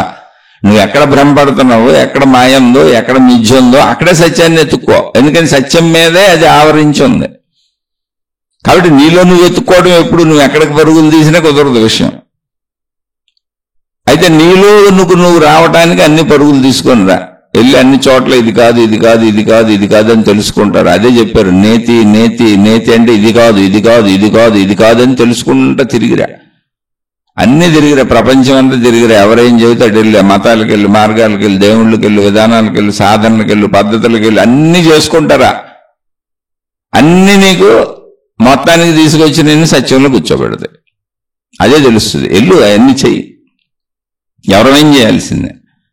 అందుకని ఇక్కడ గమనించాలి, మనసు అనేది ఎండమావులు ఏంటిది? మనసు అనేది మిథ్య, మనసు అనేది భ్రమ, మనసు అనేది మాయ, మనసు అనేది అజ్ఞానం. దాన్ని విడదీసి చూడాలి. ఇప్పుడు నువ్వు ఎక్కడ చూడాలి? జ్ఞానం ఎక్కడ ఉంది? అదే మనసులో ఉంది. అందుకే మన ఏవ మనుష్యానాం కారణం బంధ మోక్షయో అన్నాడు. బంధమునకు మనస్సే కారణం మనిషికి, మోక్షమునకు మనస్సే కారణం అన్నాడు. ఎందుకని? అసలు మనసు ఎలా ఏర్పడింది? ప్రాణశక్తి ప్రాపంచిక విషయాల సంయోగము మనస్సు. అందులోంచి ప్రాపంచిక విషయాలు తీసేసాం, ఏం మిగిలిపోయింది? ప్రాణశక్తి మిగిలిపోయింది. ప్రాణశక్తి అనంత ఆత్మశక్తి, అదే మోక్షం. మొత్తం శక్తిగా అది ఏకమే. అందులోకి వెళ్తే తెలుస్తుంది. అదే ఆధ్యాత్మిక చదువు, ఆత్మజ్ఞానం చదువు రోజు చెప్పుకుంటున్నాం మనం. చదువుకోవాలి అంతే. జస్ట్ చదువు, మహిమలు మాయలు అద్భుతాలు, నేను ఎత్తి మీద ఎవరో చేయి పెట్టటాలు, ఇవన్నీ మనోలోకంలో మళ్ళీ ఈ మాయగాళ్ళు భ్రమగాళ్ళు వీళ్ళు తయారు చేసినాయి. అంటే నేను విమర్శించట్లా. భ్రమ అన్నప్పుడు భ్రమే, మాయ అన్నప్పుడు మాయే, అజ్ఞానం అన్నప్పుడు అజ్ఞానమే, భ్రాంతి అన్నప్పుడు భ్రాంతే, మిథ్య అన్నప్పుడు మిథ్య, అన్నీ ఒకటే.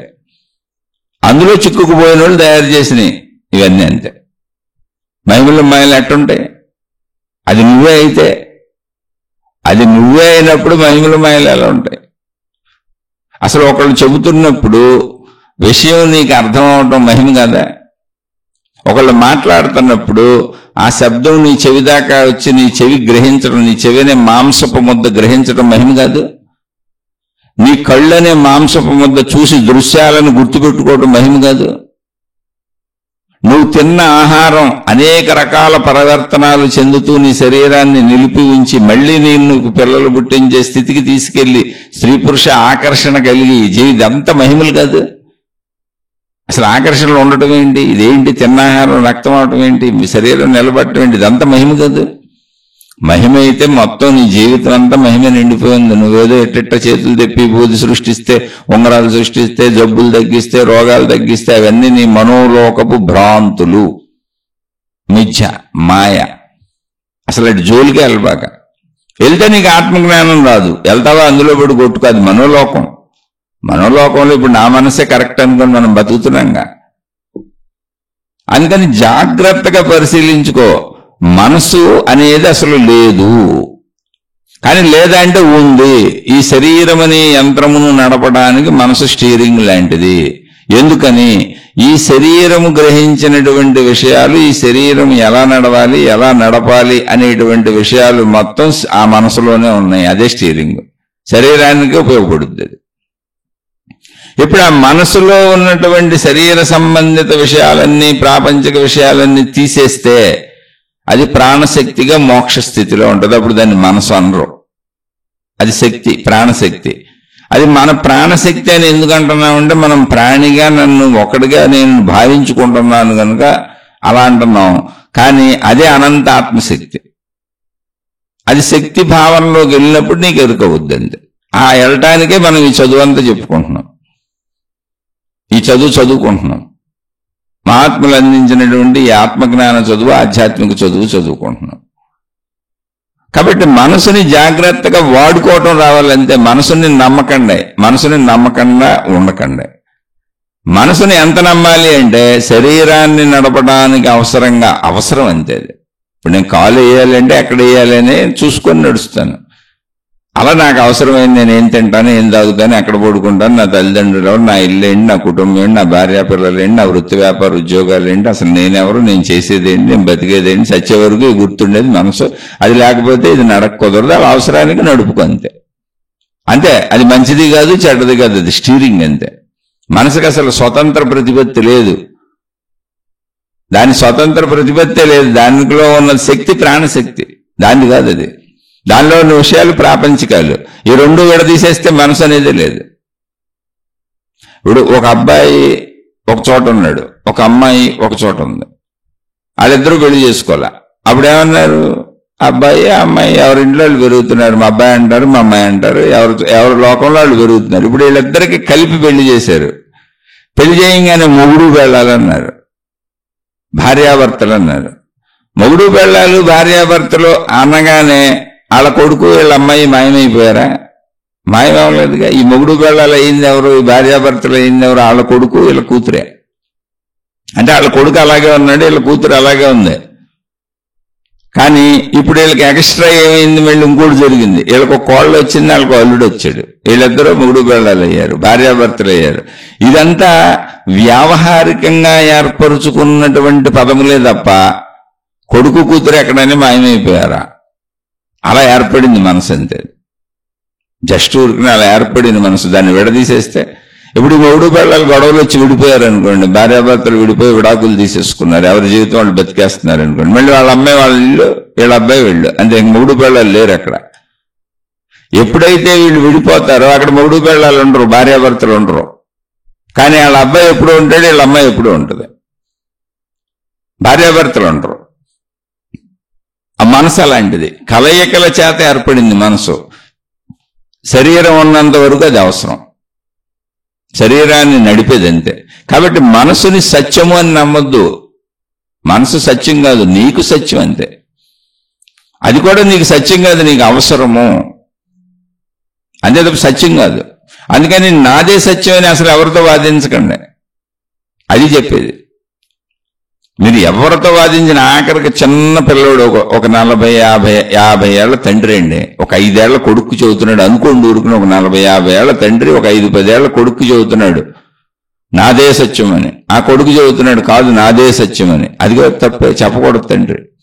అయితే జీవిత నడకకి అవసరం కనుక విషయాలు చెప్పండి అంతే తప్ప సత్యం అనే వాదన లేదు. మీకు తెలిసింది మీరు చెప్పారు, వాళ్ళకి తెలిసింది వాళ్ళు చెబుతున్నారు అంతే. ఇక్కడ ఎవరికి తెలిసింది వాళ్ళు మాట్లాడుతున్నారు అంతే తప్ప ఎవరిది సత్యం కాదు. శాశ్వతమైనటువంటి సత్యము మనోలోకంలో ఉండదు. ఏంటి సత్యము? ప్రాణశక్తి సత్యము. అది అప్పటికా సత్యం తెలియదు, కనపడదు. శబ్దస్పర్శ రూపరసగంధముల ద్వారా మాత్రమే తెలుసుకోగలిగినటువంటి మనిషికి అది ఎప్పటికీ తెలియబడదు. అది ఎలా తెలియబడుతుంది? జ్ఞానాంశలో నువ్వు భావించుకోవచ్చు. ఇప్పుడు మనం జ్ఞానంతోనే మాట్లాడుకుంటున్నాం. నేను అసలు మీకు కనపడతలా, నేను మీకు వినపడతన్నా అంతే. నేను ఎవరో మీకు తెలియదు, ఎక్కడుంటానో మీకు తెలియదు, మంచోడినో తెలియదు, చెడ్డోడినో తెలియదు, దుర్మార్గుడినో తెలియదు, రాక్షసుడినో తెలియదు, ఎంతటి క్రూరమైన పనులు చేస్తూ బతికే శాడిస్ట్నో తెలీదు, లేదా అత్యంత మహాత్ముడినో మంచోడినో రెండు తెలియదు. నీకే తెలీదు, నేను రాక్షసుడినో తెలియదు, మంచోడినో తెలియదు. కానీ నేను చెబుతున్న మాటల్ని మీరు ఎలా తీసుకుంటున్నారు? మీకు శబ్ద రూపంలో వినపడుతుంది, దాంట్లో జ్ఞానాన్ని గ్రహిస్తున్నారు మీరు. అంటే జ్ఞాన గ్రహింపే తప్ప నేను మంచోడినా, నేను చెడ్డోడినా, నేను రాక్షసుడినా వీడితో మీకు అనవసరం, అసలు పని లేదు. ఇక్కడ విషయ ప్రాధాన్యత ఏంటి? జ్ఞాన గ్రహింపు. మతంలో అయినంతే, మార్గంలో అయినంతే, గురువుతో అయినంతే, దేవుడితో అయినంతే, ఎక్కడైనా అంతే. వాళ్ళతో మీకు పని లేదు. కానీ మీరు చేస్తున్న పొరపాటు ప్రమాదం ఏంటి? మనసు చేసేదంటే దానికి అతుక్కుపోద్ది, గురువుకి అతుక్కుపోద్ది, దేవుడికి అతుక్కుపోద్ది, మతానికి అతుక్కుపోద్ది, తనకు నచ్చిన దానికి అతుక్కుపోతా ఉంటుంది. అది భౌతికమైన ఆధ్యాత్మికమైన కాదు. నేను అందుకే నా పేరు చెప్పకుండా నేనెవరో చెప్పకుండా అసలు నా బొమ్మ పెట్టకుండా ఎందుకు చెబుతున్నాను అంటే అసలు చెప్పేవాడితో మనకు పని ఏంటని. మరి అదేంటండి, అనేక గ్రంథాలలో గురువుకు అంత ప్రాధాన్యత ఉంది, ఎంతో ప్రాధాన్యతనిచ్చారు. గురుర్బ్రహ్మ గురుర్విష్ణు గురుర్దేవో మహేశ్వర గురు సాక్షాత్ పరబ్రహ్మ తస్మై శ్రీ గురవే నమః అని చెప్పారు. గురు మధ్యే స్థితే విశ్వం విశ్వమధ్యే స్థితో గురు గురుర్విశ్వం నచాన్యోస్తి తస్మై శ్రీ గురవే నమః అని చెప్పారు. గురు గీతని అసలు గురువు ప్రాధాన్యతని చెప్పని గ్రంథమే లేదు. పైగా అది శివభగవానుడు పార్వతీదేవికి చెప్పాడు గురుగీత. అలా గురువు లేకుండా అసలు గురువు లేని విద్య గుడ్డు విద్య అన్నారు కదా, మీరు ఎలా అంటారు ఏంటండి అని తప్పకుండా మీరు నన్ను అడగాలి. మీకు ఆ ప్రశ్న పుట్టాలి. ఎందుకు చెబుతున్నానంటే ఇవి చెప్పబడిన గ్రంథాలు చెప్పబడిన కాలములో కరెంటు లేదు, రికార్డింగ్ సిస్టమ్ లేదు, పుస్తకాలు రాయటం లేదు, కాగితాలు కనుక్కోలేదు, కలములు కనుక్కోలేదు. ఏదైనా జ్ఞానాన్ని నిక్షిప్తము చేయటానికంటే ఒక దాని మీద పెట్టడానికి, ఆ జ్ఞానాన్ని దాయటానికి అవసరమైంది ఏమీ లేదు. మనిషి నోటితో మాత్రమే శబ్దం ద్వారా చెప్పాలి.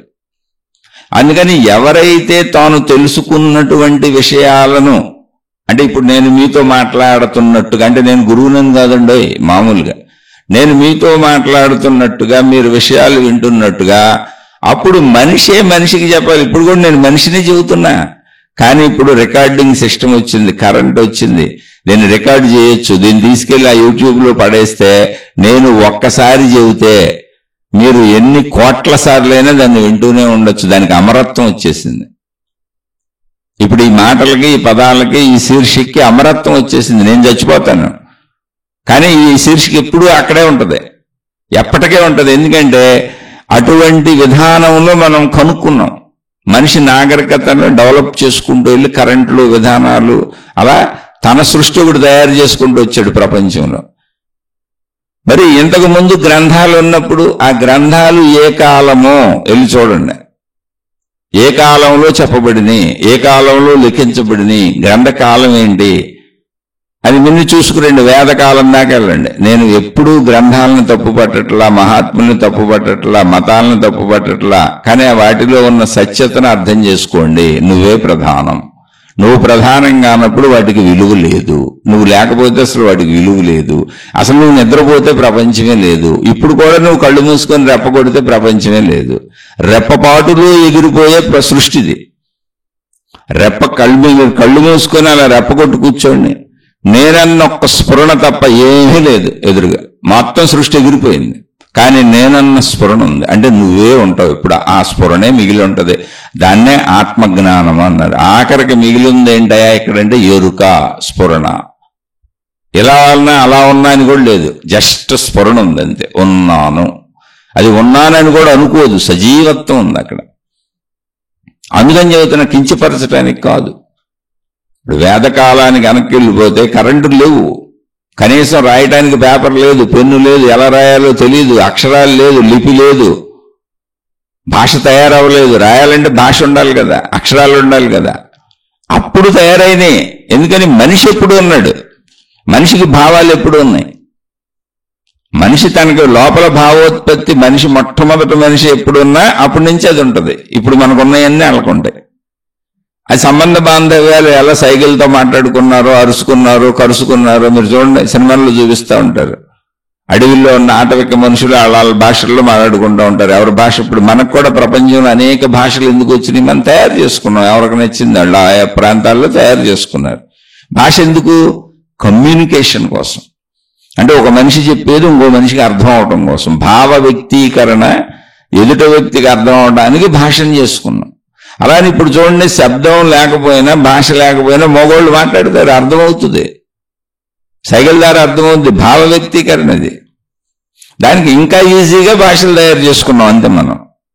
అంటే ఒకప్పుడు భావ వ్యక్తీకరణ స్థితిలో ఉన్నప్పుడు మనిషి ఎప్పుడున్నా, ఇంకా భాష రానప్పుడు, లిపి రానప్పుడు, పుస్తకాలు, పెన్నులు మనిషికి సంబంధించినటువంటి తన భావాన్ని నిక్షిప్తం చేయడానికి, తనకు తెలిసిన విషయాలని గ్రంథస్థం చేయడానికి, దాయటానికి అవసరమైనటువంటి సౌకర్యములు లేనప్పుడు మనిషే మనిషికి చెప్పాలి. అప్పుడు ఏర్పడింది గురు శిష్య పరంపర.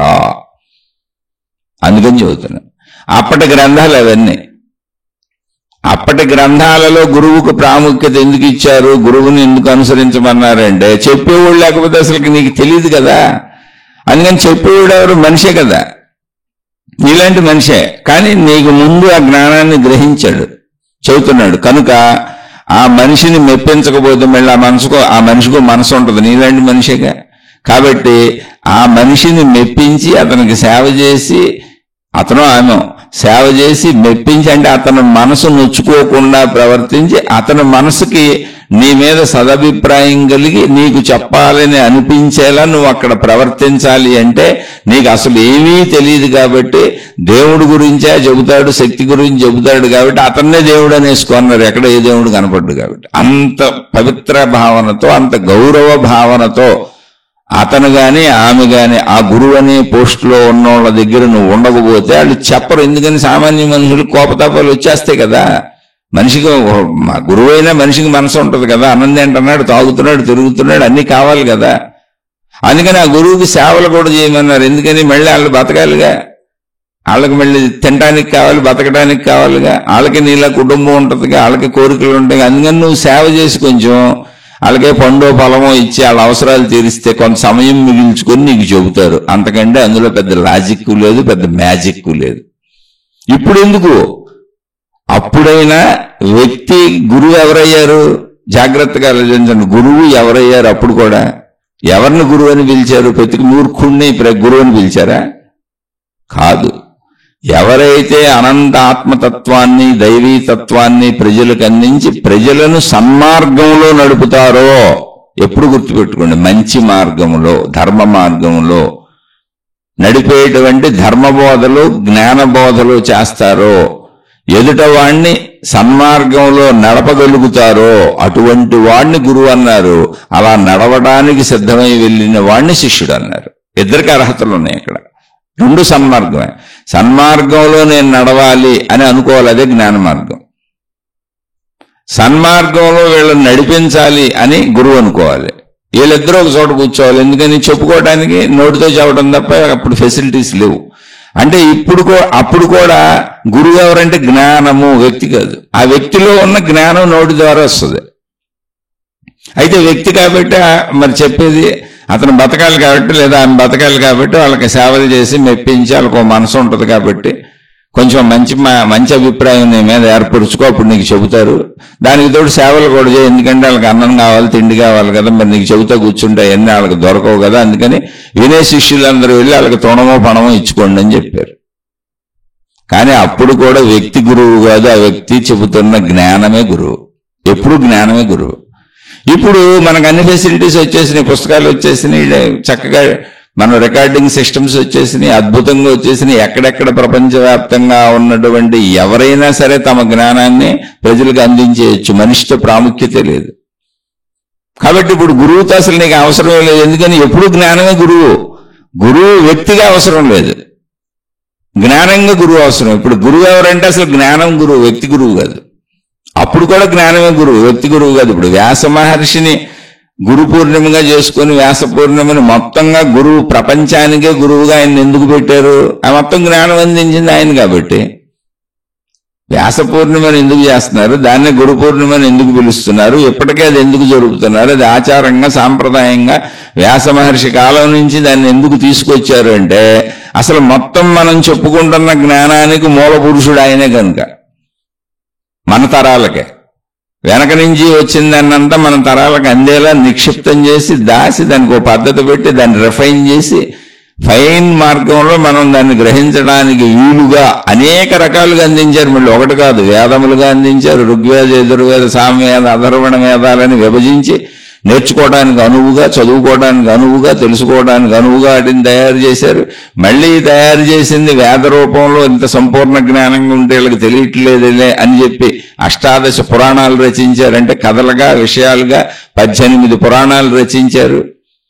పురాణాల రూపంలో చెప్పారు. తర్వాత ఇతిహాసం రచించారు, మహాభారతం అనే ఇతిహాసం రచించారు. అలా అనేక రకములుగా అందించే ప్రయత్నం చేశారు. దాన్నే మనం పార్ట్లుగా మనం తెలుసుకుంటూ మూల పురుషుడు ఆయన అంటే మన తరాలకే, ఆయనకే వచ్చిన మూలత్వం ఎవరో మనకు తెలియదు. అక్కడ ఆధారాలు లేవు. కాబట్టి ఆయన్ని మూల పురుషుడు కనుక ఇదంతా నా సొంత డబ్బాని కొట్టుకోకుండా ఎవరికాడు తన సొంత పేరు వేసుకొని గురువు అయిపోకుండా వ్యాసుడే మహాగురువు, వ్యాస పూర్ణిమ గురు పూర్ణిమ అని అప్పుడే చెప్పారు పాపం. కానీ ఇప్పుడు వాళ్ళందరూ మేమే గురువులు అని పేర్లు పెట్టుకుంటే ఏం చేయాలి? అసలు గురువు లేడు, ఎక్కడ గురువు ఉండడు, వ్యాసుడు ఒక్కడే గురువు. అది అందరూ చెబుతున్నారు, వ్యాసుడు ఒక్కడే గురువు. గురువు అసలు గురువులు లేరు ఇక్కడ. కాదు వ్యాసుడు గురువు కాదు, మేమే గురువులు అని పెట్టుకు తిరుగుతుంటే తిరగమనండి. అది వాళ్ళ అజ్ఞానం అంతే. వాళ్ళకి ఏదో కాంక్ష ఉంది, గురువులు అయిపోవాలి, సమూహాలు తయారు చేసుకోవాలి, జనాలను వెనక తిప్పుకోవాలి, మా దగ్గర మాయలు మహిమలు ఉన్నాయని చెప్పుకోవాలని ఒక కాంక్ష ఉంది. కానీ సత్యం ఏంటి? ఇది అందించింది వ్యాస మహర్షి, మనకు అంతవరకే తెలుసు. అంతకుముందు వ్యాస మహర్షికి వేదములు అన్ని ఎలా అందించబడినాయి, అవి ఎవరు రాశారు? అసలు ఆధారాలు లేవు వేదాలకి. ఎందుకంటే అతి పురాతనంగా ఉన్నాయి, వాటికి సృష్టికర్త ఒకళ్ళని తెలియదు. అందుకే అపౌరుషేయములు, పురుషులు ఎవరో రాయలేదు అన్నారు. ఎందుకని ఎంత వెనక్కి వెళ్ళి చూసినా అవి ఉన్నాయి. వాటిని మానవాళికి అందించి దాన్ని రిఫైన్ చేసి మానవాళి అర్థం చేసుకునేలా తయారు చేసి అనేక రీతులలో, అంటే మందబుద్ధులకి, జ్ఞానులకి, మనుషుల్లో ఎన్ని రకాల అర్థం చేసుకోగలిగినటువంటి సామర్థ్యము కలిగిన వాళ్ళు ఉంటారో అన్ని రకాల సామర్థ్యముల వాళ్ళకే అర్థమయ్యేలా వేదములుగా, పురాణములుగా, ఇతిహాసములుగా అనేక రకములుగా మార్పులు చెందించి మనకు దాన్ని అందించినటువంటి వారు వేదవ్యాస మహర్షి. కాబట్టి ఇప్పుడు ఒక్కడే గురువు వేదవ్యాస మహర్షి. దాన్నే అందరూ చెబుతున్నారు, చెప్పి మళ్ళీ ఆ గురువు అని వీళ్ళు వేసేసుకుంటున్నారు. వేసుకుంటే వేసుకొని నాకు వచ్చిన కష్టం నష్టమే ఉంది కానీ సత్యం అది. కాబట్టి గురువు లేడు, అసలు గురువు ఆ వేదవ్యాస మహర్షి అంతే. అది ఎందుకని ఇలా చదువుకోవటానికి చెప్పుకోవటానికి అనువుగా అందించింది ఆయనే. అక్కడి నుంచి ఇంకా దాని నుంచి మతాలు, విధానాలు, పద్ధతులు, కొంత జ్ఞానాన్ని కొంత పట్టుకుపోయి ఎవరికాళ్ళు ఇది నా సెల్ఫ్ జ్ఞానం అని కాపీరైట్లు వేసేసుకుని వాళ్ళ పేర్లు రాసేసుకొని ప్రింటింగ్ చేసేసుకునే వ్యవస్థలు వచ్చేసినాయి. చేసుకోండి, కానీ సత్యం ఇది, మూలం ఇది. అసలు ఇక్కడ ఎవరు గురువులు కాదు, నువ్వు గురువు ఎప్పుడుకి కాదు. నువ్వు ఎన్ని పేర్లు పెట్టుకో, సద్గురు అనుకో, ప్రజాగురు అనుకో, ఆ గురువుకి ఎన్ని పేర్లు అయిన తగిలించుకో, ఇక్కడ ఎవరు గురువు కాదు, జ్ఞానమే గురువు. ఆ జ్ఞానానికి రూపాలు మార్చి అందించారు కాబట్టి కృతజ్ఞతగా గురు పూర్ణిమ వ్యాసుడికి చేయమన్నారు అంతే. వ్యాస మహర్షి ఒక గురువుగా స్వీకరిద్దామని చెప్పుకున్నారు అంతే. ఎందుకని అది కూడా ఇచ్చారు కాబట్టి. కాబట్టి ఇక్కడ వ్యక్తి ఉండవలసిన అవసరం లేదు, ఎప్పుడు జ్ఞానమే గురువు. ఈ జ్ఞానాన్ని గ్రహిస్తున్నప్పుడు మళ్ళీ ఏమైంది? జ్ఞానం మనసు అయింది. ప్రాపంచిక విషయాలను మనసులోంచి తీసేయి ఓ మనసా. ఎందుకంటే అది నువ్వు నడిచొచ్చిన మార్గం, నువ్వు పుట్టిన కాడి నుంచి నడిచొచ్చిన మార్గము మాత్రమే నీ మనసు. అవి ప్రాపంచిక విషయాలు, అవి సత్యాలు కాదు, అసత్యాలు కాదు. నీ అవసరాలు అలా తీర్చుకుంటూ వచ్చావు. నీ అవసరాలు సత్యాలు కాదు, అసత్యాలు కాదు. నీ అవసరాలు నీవి, ఇంకొకళ్ళే, ఎవరి అవసరాలు వాళ్ళే. బతికొన్నంత వరకు, చనిపోయే వరకు ఇలా ఎవరి అవసరాలతో వాళ్ళు పోతారు. ఇందులో వాగ్వివాదాలు ఏమి లేదు, అక్కడ అవసరాలే ఉన్నాయి. ఇప్పుడు నా అవసరం ఇది అని నాకు తెలిసినప్పుడు, నా భార్య అవసరం ఇదని ఆమె అంటున్నప్పుడు మేమిద్దరం ఎందుకు గొడవ పడతాం? ఎందుకని ఆమె మనసు ఆమెది, నా మనసు నాదని నాకు తెలియటమే సత్యము, తెలియకపోవటమే మిథ్య, మాయ, అజ్ఞానము, భ్రమ. అక్కడ ఘర్షణ వస్తుంది. అది తాడు పాము కాదని తెలిస్తే గొడవ లేదు. ఎవరి మనసు వాళ్ళకు ఉంది, ఎవరు నడిచొచ్చిన దారి వాళ్ళకు ఉంది, ఎవరి మనసు వాళ్ళ అవసరాలను చెప్పుద్ది అంతే అని తెలిసినప్పుడు ఘర్షణ ఎక్కడ ఉంది? వాళ్ళు చెప్పిన దానికి మనం మౌనం వహించటమే. వాళ్ళు చెప్పింది వాళ్ళు చేసుకుంటారు, మనం చెప్పింది మేము చేసుకుంటాం. కాదు, ఒక కుటుంబంగా కలిసిమెలిసి ఉండాలి, ఎవరికాళ్ళు చేసుకోవడం కుదరదు అంటారా? అప్పుడు సర్దుబాటు. ఎందుకని?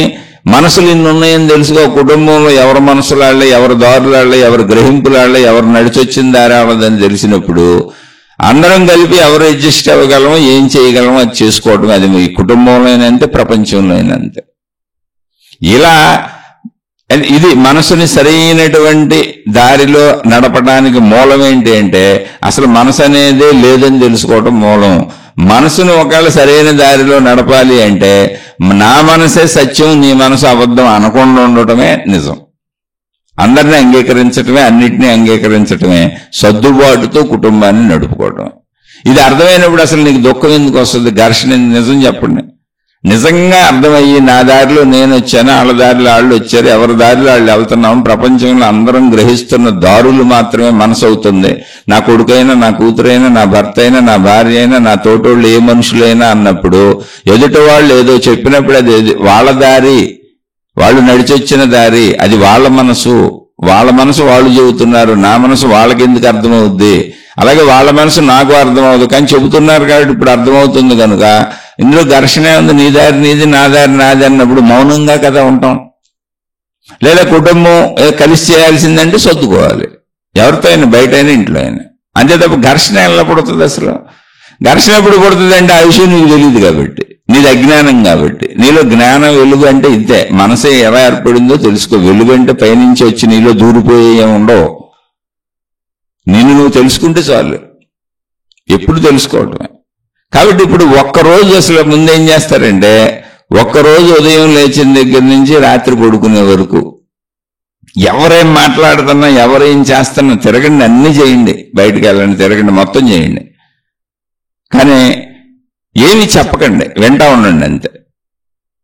ఒకవేళ చెప్పాల్సి వస్తే ఎదుటోళ్ళకి అనుకూలంగా చెప్పండి, ఒక్కరోజు అంతే. అంటే మిమ్మల్ని మీరు గమనించుకోండి. వాళ్ళు ఎదుటోళ్ళు మాట్లాడుతున్నప్పుడు, పక్క వాళ్ళు మాట్లాడుతున్నప్పుడు మనకి ఎన్ని భావాలు పడుతున్నాయో పుట్టిన భావాలను గమనించండి, బయటికి చెప్పకండి. గమనిస్తూ ఇది నా సత్యం, నేను నడిచొచ్చిన దారి, అది వాళ్ళ సత్యం, వాళ్ళు నడిచొచ్చిన దారి అని ఇలా మీరు చెప్పుకుంటూ వెళ్ళండి. సాధన అయిపోద్ది. సాధన అంటే చెట్ల కింద, పుట్ల కింద, గుట్ల కింద ముక్కు మూసు కూర్చోవడం కాదు. అది ఊరికనే మనసుని ఆపటానికి, కాసేపు ప్రశాంతతను కలిగించడానికి చెప్పింది ధ్యానము, తపస్సు అని. కాసేపు కూర్చోని మనసుని ఉపశమనం అంతే, శరీరానికి ఒక ఉపశమనం, కాసేపు ఆగటం. కానీ నిజంగా ఏంటి తపస్సు అంటే తపించటం, పరిశీలించటం. నీ తీరుతెన్నులేంటి, అసలు నీ శరీరం ఎలా పనిచేస్తుంది, నీ మనసు ఎలా తయారైంది, నీలో ఉన్న ప్రాణశక్తి ఏంటి, అసలు నువ్వెవరు, నువ్వు ఎందుకు వచ్చావు, ఎందుకు చస్తున్నావు, ఎందుకు పుడుతున్నావు, ఏమవుతుంది, ఈ 100 సంవత్సరాలు ఏంటి, ఈ సృష్టి ఏంటి, ఇదంతా ఏంటి, నాలా ఎంతమంది ఏంటి, ఇది మొత్తం ఏంటని దాని మూలం తెలుసుకో. అది నీలోనే ఉంది, అది నువ్వే. అలా మీరు ఎప్పుడైతే ప్రత్యేకంగా విషయాన్ని మననం చేసుకుంటూ ఆ మనసుని పట్టుకుంటూ ఇది నేను నడిచొచ్చిన దారి, నా భర్త చెబుతుంది ఆయన నడిచొచ్చిన దారి, నా భార్య చెబుతుంది ఆవిడ నడిచొచ్చిన దారి, నా కొడుకు చెబుతుంది అతను నడిచొచ్చిన దారి, నా తండ్రి చెబుతుంది ఆయన నడిచొచ్చిన దారి, అలా ఎవరికి వాళ్ళు నడిచొచ్చిన దారులు మాత్రమే చెబుతున్నారు. అవి వాళ్ళ దారులు, వాళ్ళ అవసరాలు. కాబట్టి ఇందులో ఘర్షణ లేదు. కుదిరితే సర్దుకుందాం, కుదరపోతే పక్క నుంచి వెళ్ళిపోదాం. ట్రాఫిక్ లో తప్పుకుంటూ వెళ్ళిపోతాం చూడండి. అలా ట్రాఫిక్ లో తప్పుకుంటూ వెళ్ళిపోయినట్టుగా నువ్వు నీ చుట్టూ ఉన్న వాళ్లతో జీవితాన్ని గడుపుకుంటూ వెళ్ళు. అంతే తప్ప ఘర్షణ లేదు. అంటే నిజంగా మనసు ఎలా తయారవుతుందని మీకు నిక్కచ్చిగా తెలిస్తే, ఇప్పుడు ఈ నిమిషం తెలుసుకున్నారు కదా, ఘర్షణ పడటానికి అవకాశం ఉంటుందా? కామెంట్లో పెట్టండి విన్నవాళ్ళందరూ. అంటే మీకేం అర్థమవుతుందో కూడా నాకు అర్థం అవ్వాలి, అందుకని చెబుతుంది. ఇప్పుడు నిజంగా మనసు ఇది నేను నడిచి వచ్చిన దారి, నిజం చెబితే మనసు నేను నడిచి వచ్చిన దారి అంతే. ఇలా సృష్టిలో ఎన్ని ఉన్నాయో, ఎంతమంది ఉన్నారో, ఎన్ని ఉన్నాయో అన్నిటికీ వాటి నడిచి వచ్చిన దారి అంతే. అప్పుడు అసలు రెండు ఒకలా ఎలా ఉంటే ఉండవుగా. లేనప్పుడు వాళ్ళు ఒకటి చెబుతారు, నేను ఒకటి చెబుతాను, ఘర్షణే ఉంది. వాళ్ళ దారి వాళ్ళు చెప్పారు, నా దారి నేను చెప్పాను. కావాలంటే కలిసి నడవండి, ఎవరో ఒకళ్ళ దారిలోకి ఒకళ్ళు వెళ్ళండి, వెళ్ళలేకపోతే అడ్జస్ట్ అవ్వండి, పక్క నుంచి వెళ్ళిపోండి. అక్కడ జీవించేటప్పుడు అది ఎలా కుదురుతుందో చూడండి. నా దారిలోకి నువ్వు వస్తావా, నీ దారిలోకి నేను రావాలా, అలా కలిసి వెళ్ళిపోండి. అలా కలిసి కుదరదు, ట్రాఫిక్ లో తప్పుకున్నట్టు పక్క నుంచి వెళ్ళిపోవడం కుదురుద్దేమో చూసుకోండి, ఎవరి దారిలో వెళ్ళిపోండి. విడిపోమ్మని కాదు, కలిసిపోమ్మని కాదు, ఆ రెండే కుదురుతాయి. ఇక్కడ కలిసి నడవడం అన్న కుదురుతుంది, విడిపోయి నడవడం అన్న కుదురుతుంది. ఎవరి దారిలో అంటే కుటుంబాలు విడిపోవడం కాదు, అక్కడ పక్క నుంచి వెళ్ళిపో, నొప్పింపక తానవ్వక. ఇప్పుడు మీకు నిజంగా మనసులో నేను నడిచొచ్చిన దారి చిన్నప్పటి నుంచి అన్నప్పుడు, ఎవరి దారిలో వాళ్ళకు ఉంటాయి అన్నప్పుడు, మీరు చక్కగా మీ హృదయం మీద చేసుకుని ప్రశాంతంగా కూర్చొని, ఇప్పుడు ఘర్షణ పడేవాళ్ళు మూర్ఖులు, అజ్ఞానులు, మూఢులు, అవునా కాదా మీరే నిర్ణయించుకోండి. వాళ్ళ మూర్ఖులు అనొచ్చా అనకూడదా, మూఢులు అనొచ్చా అనకూడదా, అజ్ఞానులు అనొచ్చా అనకూడదా, వాళ్ళు భ్రమలో ఉన్నారు అనొచ్చా అనకూడదా, వాళ్ళు మిథ్యా లోకంలో ఉన్నారు అనొచ్చా అనకూడదా, వాళ్ళు అజ్ఞానంతో ఉన్నారు అనొచ్చా అనకూడదా, వాళ్ళు ఒక రకమైన మాయాస్థితిలో సాగుతున్నారు, వాళ్ళకి సత్యం తెలియట్లేదు అనొచ్చా అనకూడదా? ఆలోచించండి. ఇదే సత్యం. ఈ సత్యం కోసం ఎక్కడికి పరుగులు తెస్తావు, ఎక్కడికి వెళ్తావు, నీలోనే ఉంది కదా. తెలుసుకునే సత్యానికి తగ్గట్టుగా ఉండు. లేదంటే నాకు ఇలా అనిపించేస్తుంది, గొడవ పడకుండా ఉండలేకపోతున్నాను, కోపం వచ్చేస్తుంది అంటే అది నీవు నడిచి వచ్చిన దారి. పక్కడి దారిని ఒప్పుకోలేకపోతున్నావు. ఆడు నడిచి వచ్చిన దారిలో వాళ్ళు ఉన్నారు, ఎవరి దారిలో వాళ్ళు నడిచి వచ్చారనే సత్యాన్ని నువ్వు అంగీకరించలేకపోతున్నావు. ఇన్ని దారులు ఉన్నాయని సత్యాన్ని అంగీకరించలేకపోతున్నావు. నా దారే సత్యము అని అందరి మీద రుద్దేద్దాం అనుకుంటున్నావు. అందుకని ఘర్షణ వస్తుంది. నువ్వు అందులోంచి బయటకు వచ్చి సత్యాన్ని యాక్సెప్ట్ చేసి అంగీకరించగలిగితే అసలు ఘర్షణే రాదు. ఇదే మనసుకు సరైన దారి. మనసుకు సరైన దారి ఏంటంటే ఎవరి మనసు అవదే, ఎవరి సృష్టి అవదే, ఎవరు నడిచి వచ్చిన దారి వాళ్ళ మనసు అయింది. వీలైతే వాళ్ళతో కలిసి నడుద్దాం, లేకపోతే వాళ్ళని మనం గుద్దేసుకోకుండా, యాక్సిడెంట్ చేసుకోకుండా, ఘర్షణ లేకుండా పక్క నుంచి వెళ్దాం, లేదా సర్దుబాటు చేసుకుందాం. కలిసి నడవటం సర్దుబాటే కుదురుద్ది. ఇక్కడ ఎప్పుడు సర్దుబాటు కుదురుద్ది. పక్క నుంచి వెళ్ళిపోవడం కూడా సర్దుబాటే. యాక్సిడెంట్ చేసుకోకుండా పక్క నుంచి వెళ్ళిపోవడం కూడా సర్దుబాటే. జ్ఞానవర్ధమైన మహాత్ములు ఇలా ఉన్నారు, జీవన్ముక్తులు అందరూ ఇలాగే ఉంటారు. ఇంత తేలికైన విషయం నీ హృదయంలో, నీ మనసులో పెట్టుకొని ఎక్కడెక్కడో తిరుగుతారంటావు, ఏదేదో చేస్తారంటావు, తపస్సులు అంటావు, అయ్యి అంటావు, ఇయ్యి అంటావు, మంత్రాలంటావు, యంత్రాలంటావు, తంత్రాలంటావు, తాయెత్తులంటావు. ఏంటి అసలు? అది నీలోనే కదా ఉన్న జ్ఞానం. ఎవరినో నమ్ముతానంటావు. అసలు నమ్మకంతో పని ఏంటి? నిన్ను నువ్వు తెలుసుకో. నిన్ను కూడా నువ్వు నమ్మొద్దు, నమ్మనన్నద్దు. నేను మంచోడిని అనొద్దు, నేను చెడ్డదాన్ని అనొద్దు. అది శరీరపరంగా, మనోపరంగా నువ్వు మాట్లాడుతున్నటువంటి పిచ్చి మాటలయ్యి. మనసునే నిజం అనుకోని నమ్మి నువ్వు మాట్లాడుతున్న పిచ్చి మాటలు. నువ్వు మంచోడివి కాదు, చెడ్డోడివి కాదు, నువ్వు మంచిదానివి కాదు, చెడ్డదానివి కాదు. నువ్వు మనసుని నమ్మేసినప్పుడే చెబుతున్నావు. మనోలోకం ఇదంతా అని అందుకే చెబుతున్నా నేను.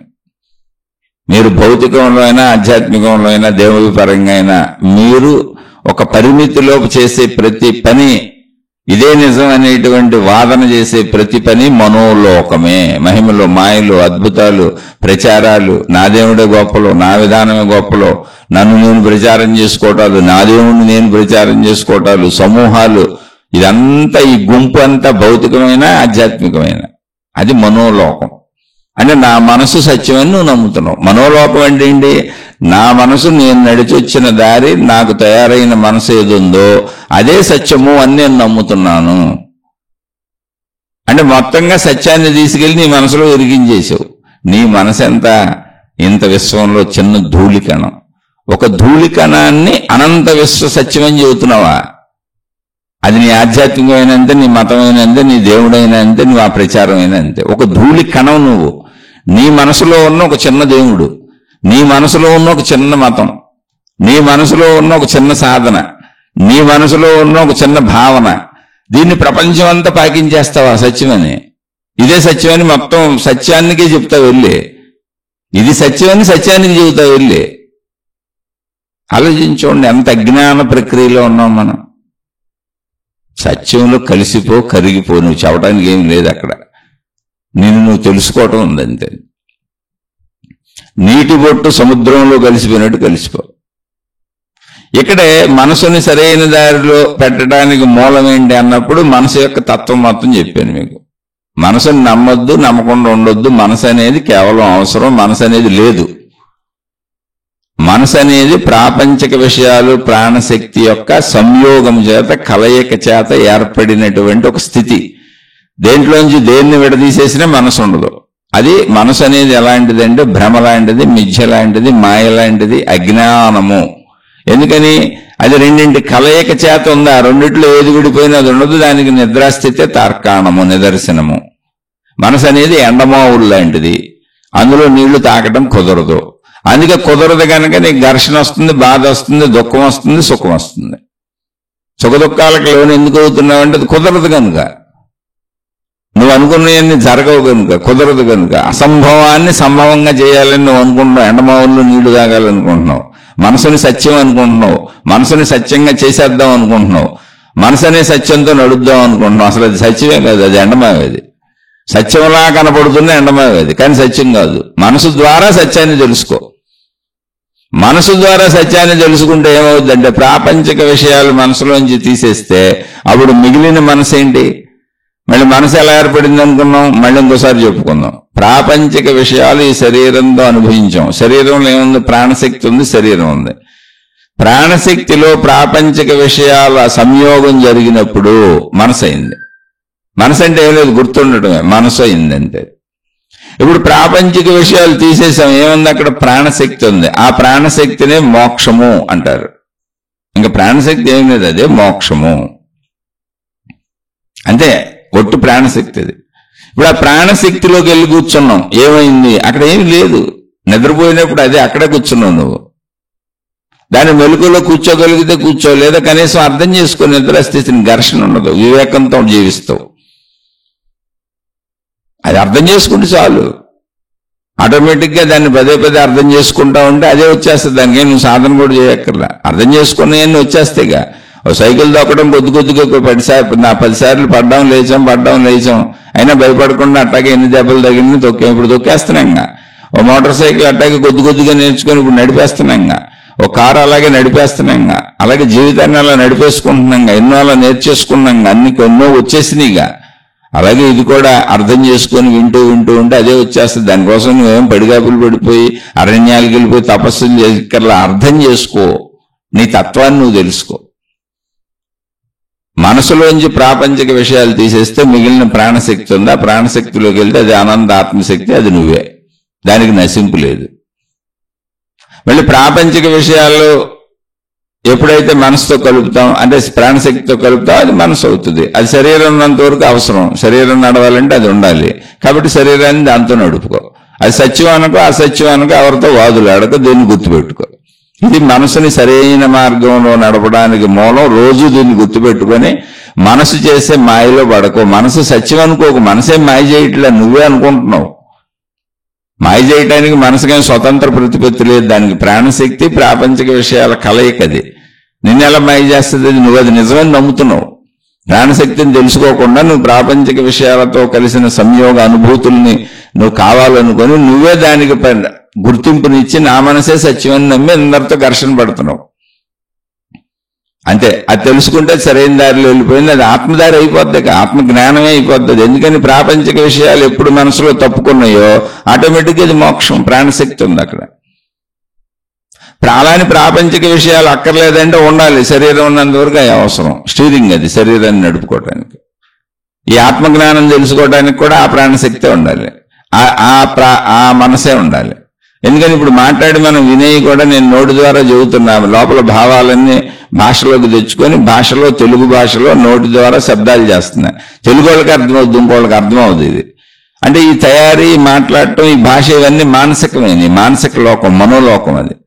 కానీ మీకు అర్థమవుతున్న, జ్ఞానపరంగా అర్థమవుతున్న విషయం ఏముంది? ఇప్పుడు మీరు చెవులతో విన్నారు, భాషను విన్నారు, తెలుగు భాషను విన్నారు, తెలుగు పదాలు విన్నారు. కానీ దాని ద్వారా ఏం జరిగిందంటే అర్థమైంది. అర్థమైంది అనేది ఏమైంది? జ్ఞానమైంది. ఆ జ్ఞానం ఏమైంది? ఇప్పుడు మనసులో కూర్చొని అదే జ్ఞానం ప్రపంచ విషయాలను పక్కకు తోసేస్తే నువ్వు ప్రాణశక్తివి అని మనసుకే చెబుతుంది. కాబట్టి అది గ్రహించిన మనసు ప్రాణశక్తి అవుద్ది. ప్రాపంచిక విషయాలను ఇసిరేస్తుంది, అది అర్థం చేసుకుంటుంది, గ్రహిస్తుంది, పక్కన పెడుతుంది. అలా మనమే సాధన చేసుకోవాలి. కాబట్టి మనయేవ మనుష్యానం కారణం బంధమోక్షయో. నువ్వు ప్రాపంచిక విషయాలతో కలిసి నా మనసే సత్యం అనుకుంటే అదే నిన్ను ప్రపంచంలోకి ఈడ్చికెళ్ళి బంధమైంది. బంధం అంటే ఏంటి? దుఃఖములకు మూలము. బంధం ఎప్పుడు దుఃఖాన్ని కలగజేస్తుంది, అంతే. బంధం అంటే అది అంతే. భార్యాభర్తలు, పిల్లలు బంధం కాదు, నీ మనసు బంధం. దాన్ని సరిచేసుకు సావలేని వాళ్ళు కుటుంబాలు వదిలేసి పారిపోతున్నారు, పారిపోమని చెబుతున్నారు అందరికీ. అసలు ఆధ్యాత్మికత వచ్చి సావనోళ్ళు, జ్ఞానం తెలిసి సావనోళ్ళు అందరూ ఇందులో తయారైపోయారు. నీకు తెలిసొచ్చా అనబాకుండా, నాకు తెలిసావదు. కానీ చక్కగా, ఇంత చక్కగా మహాత్ములు చెప్పిందే కదా నేను చెబుతున్నాను. ఎంత చక్కగా చెప్పారు వాళ్ళు. మూర్ఖులందరూ ఇందులో చేరిపోయారు వచ్చి. వాళ్ళు ఇల్లు వదిలి పారిపోయింది. బంధాలు వద్దు, ఇవద్దు, కోరికలు వద్దు, ఈ శరీరం ఇంద్రియ కోరికలు వద్దు, శరీరం తుచ్చమైనది. ఇప్పుడు శరీరం తుచ్చమైతే ఇంక ఇప్పుడు నువ్వు దేంతో ఉంటావు? చంపేదాన్ని. చంపేసి మోక్షం పొందుతావా? ఆ శరీరంతోనే మోక్షం పొందుతావు. అప్పుడు తుచ్చమైంది ఎందుకైంది? అది ఆ శరీరంతోనే మనసు ఏర్పడేది, ఆ శరీరమే గ్రహించేది, ఆ శరీరమే గ్రహణ యంత్రం. అది లేకపోతే అసలు జీవించడమే కుదరదు, తెలుసుకోవడమే కుదరదు కదా. అంటే ఏంటి? ఆధ్యాత్మిక జ్ఞానం లేనటువంటి వాళ్ళందరూ కూడా వచ్చేసి మేము జ్ఞానులు అని బోర్డులు పెట్టేసుకున్నారు వాళ్ళే. నిజమైనటువంటి మహాత్ములు అందించారు, అదే చెప్పుకుంటున్నాం. నాకు తెలియదు, నేను సామాన్యుడినే, కానీ అందించారు. అందించింది చదువుకుంటున్నాక నాకు అర్థమవుతుందిగా. ఇప్పుడు ఈ మనసుని మీకు చెప్పగలిగానంటే మహాత్ములు అందించిన జ్ఞానమేగా. మరి అలా నిజంగా నిజాయితీగా చెప్పిన మహాత్ములు ఉన్నారు, మనం నిజాయితీగా తెలుసుకుందాం. ఈ మూర్ఖుల బారిన, ఈ మూడుల బారిన పడకండి, సర్వనాశనం అయిపోతారు. మనోలోకంలో పడి కొట్టుకు చచ్చిపోతారు అంతే. ఇంకా సింపుల్. మనసులో ఇది సరైన మార్గంలో పెట్టడం అంటే ఏంటంటే, మనసులోంచి ప్రాపంచిక విషయాలను పక్కన పెడితే ఆ మనసే మోక్షము, ప్రాణశక్తి. ఆ మనసుతో ప్రాపంచిక విషయాలు కలిసినప్పుడు, శరీర విషయాలు కలిసినప్పుడు అది జీవితం శరీరంతో జీవించడానికి అనువుగా కుదురుద్ది. అదే మనసు ఈ జ్ఞానం ద్వారా గ్రహించి మళ్ళీ తను మోక్షస్థితిని పొందడానికి, ప్రాపంచిక విషయాలను పక్కకి జరుపుకోవడానికి మనసుకి మళ్ళీ ఈ జ్ఞానమే కావాలి. కాబట్టి మోక్ష జ్ఞానాన్ని అదే తెలుసుకుంటుంది, బంధ జ్ఞానాన్ని అదే తెలుసుకుంటుంది. కాబట్టి అది చెడ్డది కాదు, మంచిది కాదు, దాన్ని ఎలా వాడుకోవాలో నీకు తెలియాలి అంతే. దాని మీద ముద్ర లేవాక అది సత్యం అనబాక. సింపుల్ ఇది. ఇంకేమైనా సందేహాలు ఉంటే ఇది ఎంతసేపు అని చెప్పుకోవచ్చు. ఇంకేమైనా సందేహాలు ఉంటే ఈ విషయంలో అడగండి, చెబుతాను. ఇలా ఎవరు నడిచిన మార్గంలో వాళ్ళు వచ్చింది, ఎవరి మనసు ఎలా అయిందో పుట్టిన ప్రదేశం నుంచి, అంటే మనం పుట్టిన తల్లిదండ్రుల నుంచి ఇప్పుడు మన వయసు ఎంతో మనం నడిచి వచ్చిన మార్గం అంటే అన్ని మనం పొందుతూ అనుభవిస్తూ వచ్చినటువంటి అన్ని భౌగోళిక పరిస్థితులు కావచ్చు, ప్రదేశాలు కావచ్చు, వస్తువులు కావచ్చు, విషయాలు కావచ్చు, మనుషులు కావచ్చు, ఇది మన సత్యం. మనకు తెలిసిందంతా మన సత్యం. ఇది మన దారి, ఇది మన మనసు. అలాగే ఎక్కడ పుట్టినోళ్ళు అక్కడ ఆ మతం, ఎవరు విన్నోళ్ళు వాళ్ళు, ఎవరు గ్రంథాలు చదివిన వాళ్ళు ఆ మతాలు, ఆ విధానాలు, ఆ పద్ధతులు వాళ్ళు తయారు చేసేసుకున్నారు. కొంతమంది కొన్ని కొత్త కొత్త మతాలు కూడా తయారు చేసేస్తాం, అందులో కొంత ఇందులో కొంత, ఇంతకేమీ లేదు, అన్ని తెలుసుకున్నాయి వేసేసి కొత్త మతాలు, కొత్త విధానాలు, కొత్త సాధనలు పెడతామన్నారు. ఇదంతా మనోలోకపు చర్యలు. అనేకంగా ఎందుకు ఏర్పడినాయండి? మనుషులకు తెలియదా అంటే, మనసును పట్టుకెళ్ళాడే మనిషి మనసుని దాటి, మనసు రెండింటి కలయిక, అసలు మనసే మిథ్య, మనసే మాయ, మనసే భ్రమ, మనసే అజ్ఞానం. ఈ మనసులోంచి ప్రాపంచిక శరీరపర విషయాలు తొలగిస్తే అది సత్యము, ప్రాణము, ప్రాణశక్తి సత్యము, మోక్షము అని తెలియనటువంటి మూర్ఖులు, మూఢులు అనేక రకాలుగా చేస్తారుగా, అనేక రకాలు చేశారంటే. ఆధ్యాత్మికతను అనేకం చేశారు, భౌతికాన్ని అనేకం చేశారు. ఇందులో మంచి వాళ్ళందరూ ఆ సత్యతను మనకు అందించారు. అందరూ మూర్ఖులు, మూఢులు అయ్యి దీన్ని అనేక రకాలుగా చేసి చంద్రవందరు చేసిన వాళ్ళు అయితే అసలు మనకి ఈ సత్యం కూడా తెలియదుగా. కాబట్టి నీ మనసుని నువ్వు ఇప్పుడు శరీరంతో జీవించడానికి జీవన్ముక్త స్థితిగా వాడుకో, స్టీరింగ్ లా వాడుకో. అదే మనసులో ప్రాపంచిక విషయాలు, శరీర విషయాలు తీసేస్తూ ప్రాణశక్తిని గుర్తించు. తీసేస్తుంటే తీసి పక్కన పడేయటం నీ వల్ల కాదు, కానీ అదే ప్రాణశక్తి వీటిని గుర్తుపెట్టుకుందని గుర్తించుకొని మనసుని సంపూర్ణంగా నీ మనసుని నమ్మేసి ఇదే సత్యమని అందరితో వాదించడం మానేస్తే నీకు అన్ని వచ్చేస్తాయి. ముందు ఒక రోజు ట్రై చేయి, 2 రోజులు ట్రై చేయి, అలా మళ్ళీ స్లిప్ అయిపోతుంటే గుర్తు చేసుకో, ఇదే సాధన. అందుకని లోకంలో ఉండు, మనుషులతో ఉండు, మనుషుల పక్కన ఉండు. లేకపోతే మనసులో భ్రమలో పడిపోతున్నానా, మళ్ళీ మనసున నేను పక్కన పెట్టగలుగుతున్నాను ఎలా తెలుస్తుంది? అందుకని మనుషుల్లోనే ఉండి వాళ్ళు చెప్పినవన్నీ విను. తిరిగి నీకేం చెప్పాలనిపిస్తుందో గమనించు. చెప్పాక గమనించి వాళ్ళ దాన్నే నేను అంగీకరిస్తే వచ్చిన నష్టం ఏంటని చూడు. ఒకవేళ నిజంగా కుటుంబ పరంగా, వ్యవహార పరంగా నష్టం ఉందనుకో, కాదని నచ్చ చెప్పు, తెలియచెప్పు, అందులో తప్పు లేదు. కానీ ఒకవేళ నష్టం లేదనుకో, కేవలం అహంకారం అనుకో, దాన్ని అంగీకరించుకు వెళ్ళిపో. ఎందుకంటే నీకు అర్థమైపోతుంది ఏమీ లేదు, వాళ్ళు నడిచి వచ్చిన దారి వాళ్ళు చెప్పారు, నేను నడిచి వచ్చిన దారి నేను చెబుతున్నాను, ఇక్కడ నష్టం లేదు, లాభం లేదు. లేనప్పుడు ఘర్షణ ఎందుకని వెళ్ళిపో, వాళ్ళతో కలిసి వెళ్ళిపో, అదే సర్దుబాటు. లేదా అసలు మేమిద్దరం గుద్దుకోవటం ఎందుకు అలాగే అని చెప్పి పక్క నుంచి వెళ్ళిపో, అది సర్దుబాటు. యాక్సిడెంట్ అవ్వకుండా వెళ్ళటం సర్దుబాటు, వాళ్ళతో కలిసి వెళ్ళటం సర్దుబాటు, అంతే. ఇది ఎవరు చేయగలరు? ఇది విన్నవాళ్లే చేయగలరు. ఇది వినని వాళ్ళని మా ఆవిడ ఎందుకు చేయట్లేదు, మా ఆయన ఎందుకు చేయట్లేదు, పక్క వాళ్ళు ఎందుకు చేయట్లేదు అని అడగబాగా ఇది విన్న వాళ్ళకి, ఇది అర్థమైన వాళ్ళకే కొంచెం చేయటం కుదురుద్ది ప్రాక్టీస్. అందుకని మీరు ప్రాక్టీస్ చేయండి. విన్నారు కాబట్టి ప్రాక్టీస్ కూడా ఒక రోజులో అవ్వదు. ఇలా రోజు ప్రాక్టీస్ చేస్తానే ఉండండి మనసుతో. ఎదుటోళ్ళు ఏం చెబుతున్నాయి, ఎన్ని భావాలు పడుతున్నాయి, నాకు తిరిగి ఏం చెప్పాలనిపిస్తుంది, వాటిని చెప్పకండి.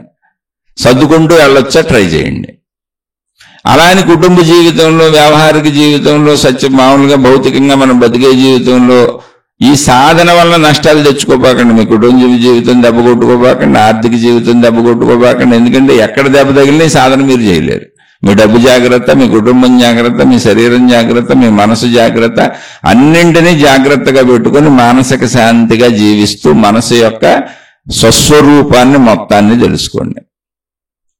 ఇది మీకు ఏ సందేహం ఉన్నా మళ్ళీ అడిగితే తప్పకుండా చెబుతాను. మళ్ళీ ఇందులోనే చెప్పాను, ఆధ్యాత్మికత ఇన్ని రకాలుగా ఎందుకు అయిపోయింది, మనుషులకు తెలియదా, ఆ మాత్రం అర్థం కాదా అంటే, మనోలోకంలో ఉన్నవాడు తాను పట్టుకున్న కుందేలుకి మూడే కాళ్ళు అంటాడు. ఎవడికాడు ఆ మనోలోకంలో తనకు తెలిసిందే సత్యం అంటూ అనేక మతాలు సృష్టించారు, అనేక మార్గాలు సృష్టించారు, అనేక విధానాలు సృష్టించారు, అనేక దేవుళ్ళను సృష్టించారు. అందులో వాదోపవాదాలు తర్కాలు చేసేవాళ్ళు, మూఢత్వంతో గొడవలు పడేవాళ్ళు, కొట్టుకునేవాళ్ళు అందరూ మనసుకు లోబడిపోయిన వాళ్ళు. దాని ఆధారంగా కొద్ది కొద్దిగా ఎదుగుతూ నర్సరీలో చేరిన పిల్లవాడు నర్సరీ నుంచి ఎల్కేజీ, యూకేజీ 1, 2, 3, 4 తరగతులు చదువుతూ పిహెచ్డి పట్టాలు, డాక్టరేట్ల వరకు ఎలా చదువుకుంటూ వెళ్ళిపోతాడో, ఒక్కొక్క తరగతి దాటుకుంటూ వెళ్ళిపోతాడో, అలా ఈ మతాలు, మార్గాలు, దేవుళ్ళు, విధానాలు, సాధనలు పట్టుకొని తన మనోమూలం వరకు, తన నిజస్థితి వరకు, తన జ్ఞాన మూలం వరకు, తన మూలమైనటువంటి తన శక్తి స్థితి వరకు, అనంత ఆత్మశక్తి స్థితి వరకు ప్రయాణిస్తారో వాళ్ళు కరెక్ట్ గా వెళ్తున్నారు. అలా కరెక్ట్ గా వెళ్ళడానికి ఎన్ని చేయబడినాయి.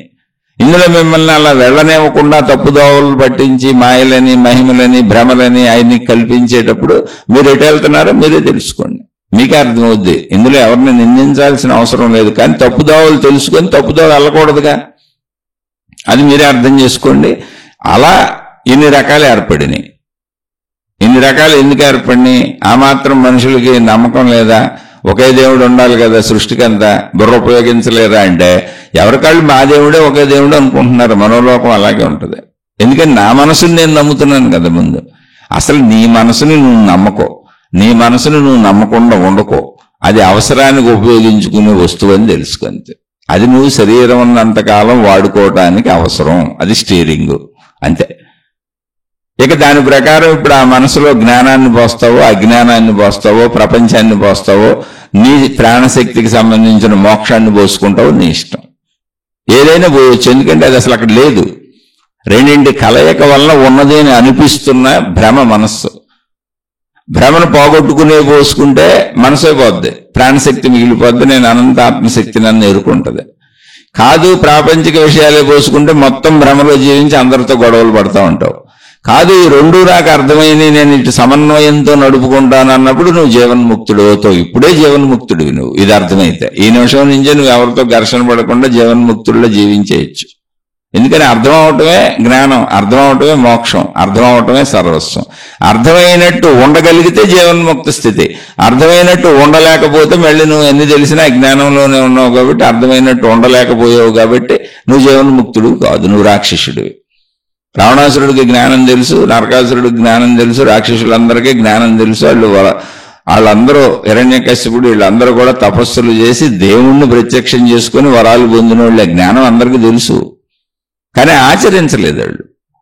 ఆచరించటం మా వల్ల కాదు, మేము శరీరానికి బానిసలు, మా శరీర బానిసత్వం, మేము మనసులోనే పోతాం, మా జ్ఞానం తెలిసినా కూడా ఇటు పోతాం అన్నారు. కాబట్టి నువ్వు ఎటు పోతావు, నీకు అర్థమైంది కాబట్టి నువ్వు జ్ఞానివే. ఇప్పుడు విన్న ప్రతి ఒళ్ళు జ్ఞానులే, అర్థమైంది. కానీ మీరు జ్ఞానులు అనేటువంటి బోర్డు మీరు మీకే ఇచ్చుకోవాలి అంటే మీరు దాన్ని ఆచరించగలగాలి. ఇప్పుడు నాకు అర్థమైంది నేను చెబుతున్నా, కానీ నేను రోజు సామాన్యుడిని అని మీకు ప్రతి శీర్షికలో చెబుతున్నా. ఎందుకో తెలుసా? నేను ఆచరించే స్థితిలో లేను. నిజాయితీగా నిక్కచ్చిగా 100కి 100 నిజంగా చెబుతున్నా. ఇప్పుడు ఈ శీర్షిక ఇంత చెప్పి ఇన్ని చెప్పి నేను ఆచరించే స్థితిలో లేను. అందుకే నేను మా సామాన్యుడిని అని చెబుతున్నా. నాకు ఏ గురువు లేదు, ఏ జ్ఞాని కాదు, ఏ గురువుని కాదు, ఏ మహాత్ముని కాదు, ఏ స్వామిని కాదు, ఏ భగవాన్ని కాదు, అసలు ఏమీ కాదు. నేను అతి సామాన్య మానవుడిని. ఎందుకంటే ఆచరించే స్థితిలో లేను. అర్థమైంది అంతే. అర్థమైంది. ఆచరించలేని వాళ్ళందరూ పనికిరాని వాళ్ళే. కానీ నేను రాక్షసత్వానికి రాక్షసుడిని అవను. ఆచరించడానికి ప్రయత్నించుకుంటున్నాను. అలా ప్రయత్నిస్తాను. మంచిగా ఉండడానికి ప్రయత్నిస్తాను, ధర్మంగా ఉండడానికి ప్రయత్నిస్తాను. నాకు అర్థమైనటువంటి స్థితిని నా మనసే సత్యమని అందరితో వాదోపవాదాలు చేయకుండా, ఎవరు నడిచొచ్చిన దారిలో వాళ్ళు సాగుతున్నారు, నేను ఇది నడిచొచ్చిన దారి అని నన్ను నేను గ్రహించుకొని మంచిగా జీవించడానికి ట్రై చేస్తాను. నా ప్రాణశక్తిని తెలుసుకునే ప్రయత్నం చేస్తాను. రాక్షసత్వానికి వెళ్ళను. ఎందుకంటే రాక్షసత్వం కూడా నాకు తెలుసుగా. అందువల్ల నేను సామాన్యుడిని. నేను ఇప్పటికీ సామాన్యుడిని. అందుకని ఆచరించగలిగిన వాడే జ్ఞాని మహాత్ముడని పిలవబడటానికి అర్హుడు. అందుకని అర్థం చేసుకోండి, చక్కగా కొద్ది కొద్దిగా సాధన చేయండి. ఏముంది ఇందులో? ఎదుటోళ్ళకి గబగబ చెప్పబాకండి, గొడవలు పడబాకండి. వాళ్ళ అభిప్రాయాలు వాళ్ళు నడిచొచ్చిన దారిలో చెబుతున్నారు, ఇది మన నడిచొచ్చిన దారి, ఇది ఘర్షణ అవుతుందని తెలిసినప్పుడు ఘర్షణ ఆపుకోండి, యాక్సిడెంట్లు చేసుకోబాకండి. అలా ట్రై చేయండి. ట్రై చేస్తే ఎందుకు రాదండి? అలా ట్రై చేయటం సాధన. అన్ని తప్పి అక్కడికి వెళ్ళిపోయి ముక్కులు మూసుకొని చెట్ల కింద కూర్చొని అసలు ఘర్షణే లేకుండా నేను వాతావరణం పెట్టేసుకున్నాను అంటే నువ్వు ఇప్పుడు మూఢజ్ఞాని. రాయి లాంటివాడు. రాయికి ఘర్షణే ఉంది. రాయి అక్కడ పడి ఉంది, అది మోక్షంలో ఉందా అంటే ఏమో తెలీదు. ఇప్పుడు ఆ రాయి బండరాయి అనాదిగా అక్కడే పడి ఉంది, ఆ కొండ గుట్ట అక్కడే ఉన్నాయి ఎప్పటి నుంచో. అవి మోక్షంలో ఉన్నాయా అంటే అనుకో. మందజ్ఞానులు అంటారు వీళ్ళని. మందజ్ఞానులు అంటే ఏంటి? ప్రపంచంలోకి వెళ్ళలేదు, ఇంద్రియాలలోకి వెళ్ళలేదు, అందులో దూరలేదు, అవన్నీ అనుభవించలేదు, ఆ ప్రపంచంలో యుద్ధం చేయలేదు, ఆ సంసారంలో పడలేదు, అందులో ధర్మంగా జీవిస్తారో అధర్మంగా జీవిస్తారో అసలు వీళ్ళ ఏంటో, వీళ్ళ శక్తి ఏంటో, సామర్థ్యం ఏంటో, వీళ్ళ జ్ఞాన సామర్థ్యం ఏంటో తెలుసుకోలేదు. మొత్తం వదిలేసి బండరాయిలాగా ఎక్కడికో పోయి రాయిబడి ఉన్నట్టు అక్కడ పడి ఉన్నారు. ఇప్పుడు నువ్వు ఇందులో వీటన్నిటిలో పెడితే ఏమవుతావో తెలీదు. అలా తెలియకుండా వెళ్ళావు కాదు. వీటన్నిటిలో పడి సమర్థవంతంగా జ్ఞానంతో నన్ను నేను నడుపుకొని నా మనస్సుని చక్కగా నేను మోక్షం వైపు తీసుకెళ్లి ప్రాపంచిక విషయాలలో చిక్కుకొని బంధం వైపు నడిపించండి. బంధం అంటే బంధాలు వదలటం కాదు, దుఃఖము లేని స్థితి. అక్కడే కూర్చోబెట్టుకొని దాన్ని అర్థం చేసుకొని నేను అందులోంచి చక్కగా ఈత కొట్టుకుంటూ మోక్షానికి వచ్చా. వాళ్ళనే నిజమైన జ్ఞానులు అంటారు. ఇలా వదిలేసి వెళ్ళిపోయే బ్యాచ్లంతా మందజ్ఞానులు. అంటే జ్ఞానం తెలియదు అసలు వాళ్ళకి, బండరాయి టైపు. అలానే ఏమీ చేయలేదు కాబట్టి అలా ఉన్నారు అంతే. ఏమీ చేయలేదు, దేనికి లోబడలేదు, దేనితోనో ఘర్షణ లేదు, మేము ఆనందంగా ఉన్నామని చెబుతున్నారు. ఏమీ లేని బంధాలు ఏమీ లేనప్పుడు అసలు ఆ స్థితే తెలియనప్పుడు బండరాయి ఆనందంగా ఉందా హాయిగా ఉందా మనకు ఎడ తెలుస్తుంది? అసలు తెలియదుగా. అందుకని అది ఒక మందజ్ఞానం. మందజ్ఞానులు వాళ్ళు. మీరు మందజ్ఞానులు అవుతారా, నిజమైన జ్ఞానులు అవుతారా, మీరు ఎలా వెళ్తారు మీ చేతిలో ఉంది, మీ మనసు మీదే. కానీ ఆ మనసు రెండింటి కలయిక చేత ఏర్పడింది. దాన్నే సత్యమని కొట్టుకొని ఏలాడబాకండి. అలా ఏలాడితే మూర్ఖులు మూఢులు అవుతాము. వివేకంతో జీవించండి. ఇంకేమైనా సందేహాలు ఉంటే అడగండి, తప్పకుండా చెప్పుకుందాం. ఇలా చెప్పుకుంటూ రోజు కొద్ది కొద్దిగా సాధనలు చేసుకుంటూ ముందుకెళ్దాం. ఇప్పుడు మనసు మీకు అర్థమైంది కాబట్టి ఎవరితో వాదోపవాదాలు పెట్టుకోకండి. అది ఇవాళ నుంచి ప్రాక్టీస్ చేయండి. అదే సాధన. ఒకవేళ వాదన చెయ్యాలి అనిపించేసింది, కోపం వచ్చేసింది, బాధ వచ్చేసింది, దుఃఖం వచ్చేసింది, అప్పుడు చెప్పుకోండి ఇది నేను నడిచి వచ్చింది దారి, అందువల్ల నాకు ఇవన్నీ వచ్చినాయి. అది వాళ్ళు నడిచి వచ్చింది దారి, అందుకని వాళ్ళు అలా మాట్లాడుతున్నారు అన్నప్పుడు మొత్తం ఆగిపోతాయి. ఎమ్మటే ఆగిపోతాయి. కోపతాపాలు, ఘర్షణలు, ఏడుపులు, దుఃఖాలు, బాధలు అన్నీ ఆగిపోతాయి. లేదు నేను ఆపట్లేదని దానికి లోబడిపోయాను, బాగా లోబడిపోయానంటే కొంతకాలం పట్టు దాకడానికి సాధన చేయండి అంతే. అలా చేస్తున్నప్పుడు లేదా వింటున్నప్పుడు మీకు ఏమైనా సందేహం వస్తే తప్పకుండా అడగండి. ఎవరో ఇందులో నడుస్తున్న వాళ్ళు, ఇది సాధన చేస్తున్న వాళ్ళు, ఇది అర్థం చేసుకుంటున్న వాళ్ళు, ఇది రోజు వింటున్న వాళ్ళు, అది కూడా అర్థమైంది అనుకుంటున్న వాళ్ళు అడిగితే తప్పకుండా మళ్ళీ ఆధ్యాత్మిక చదువుగా చదువుకుందాం. నేను కూడా ఒక విద్యార్థిని, నేను చదువుకుంటుందని మీతో పంచుకుంటాను. ఇది అసలు నచ్చలేదు, ఈయనేదో ఇది తోచిందంతా చెబుతున్నాడు, గజిబిచ్చేస్తున్నాడు, గందరగోళం చేస్తున్నాడు, ఏదో మతాలు కాదంటాడు, మార్గాలు కాదండి. నేను దేన్ని కాదంటలేదు. అందులో ఉన్న సత్యత నిన్ను నీకు తెలియజెప్పాలి, నిన్ను నీకు చూపించాలి అంటున్నాను. అబ్బాయి అది నాకు నచ్చలేదని నేను నాకు నచ్చినట్టు పోతాను, నువ్వు సరిగ్గా చెప్పట్లేదు అన్నాడు. చక్కగా నన్ను దయచేసి క్షమించి వదిలివేయండి, మీ పాదాలకు నమస్కారం. ఎందుకనంటే నేను సామాన్యుడిని అని నెత్తి నోరు కొట్టుకొని చెబుతున్న ప్రతి శీర్షికలో. నేను అంత గొప్పగా ఎలా చెప్పగలను ప్రపంచాన్ని అంతా ఒప్పించేటట్టు? ఏదో నాకు తెలిసిన 4 మొక్కలు, అది కూడా నేను చదువుకున్న పుస్తకాల నుంచి, నేను విన్న ఉపన్యాసాల నుంచి, ఎందరో మహానుభావులు చెప్పిన వాటిల్లోంచి నా మందబుద్ధితో, నా అల్పబుద్ధితో నేను గ్రహించిన అతి స్వల్ప విషయాలు చెబుతున్నా. కాబట్టి నేను సామాన్యుడిని, నన్ను క్షమించి వదిలేయండి. అర్థమైన వాళ్ళు హాయిగా సాగిపోండి. శుభమస్తు. మీకు మీ కుటుంబ సభ్యులకు మేలు చేకూరుగాక. మరలా మరొక కొత్త శీర్షికతో కలుసుకుందాం.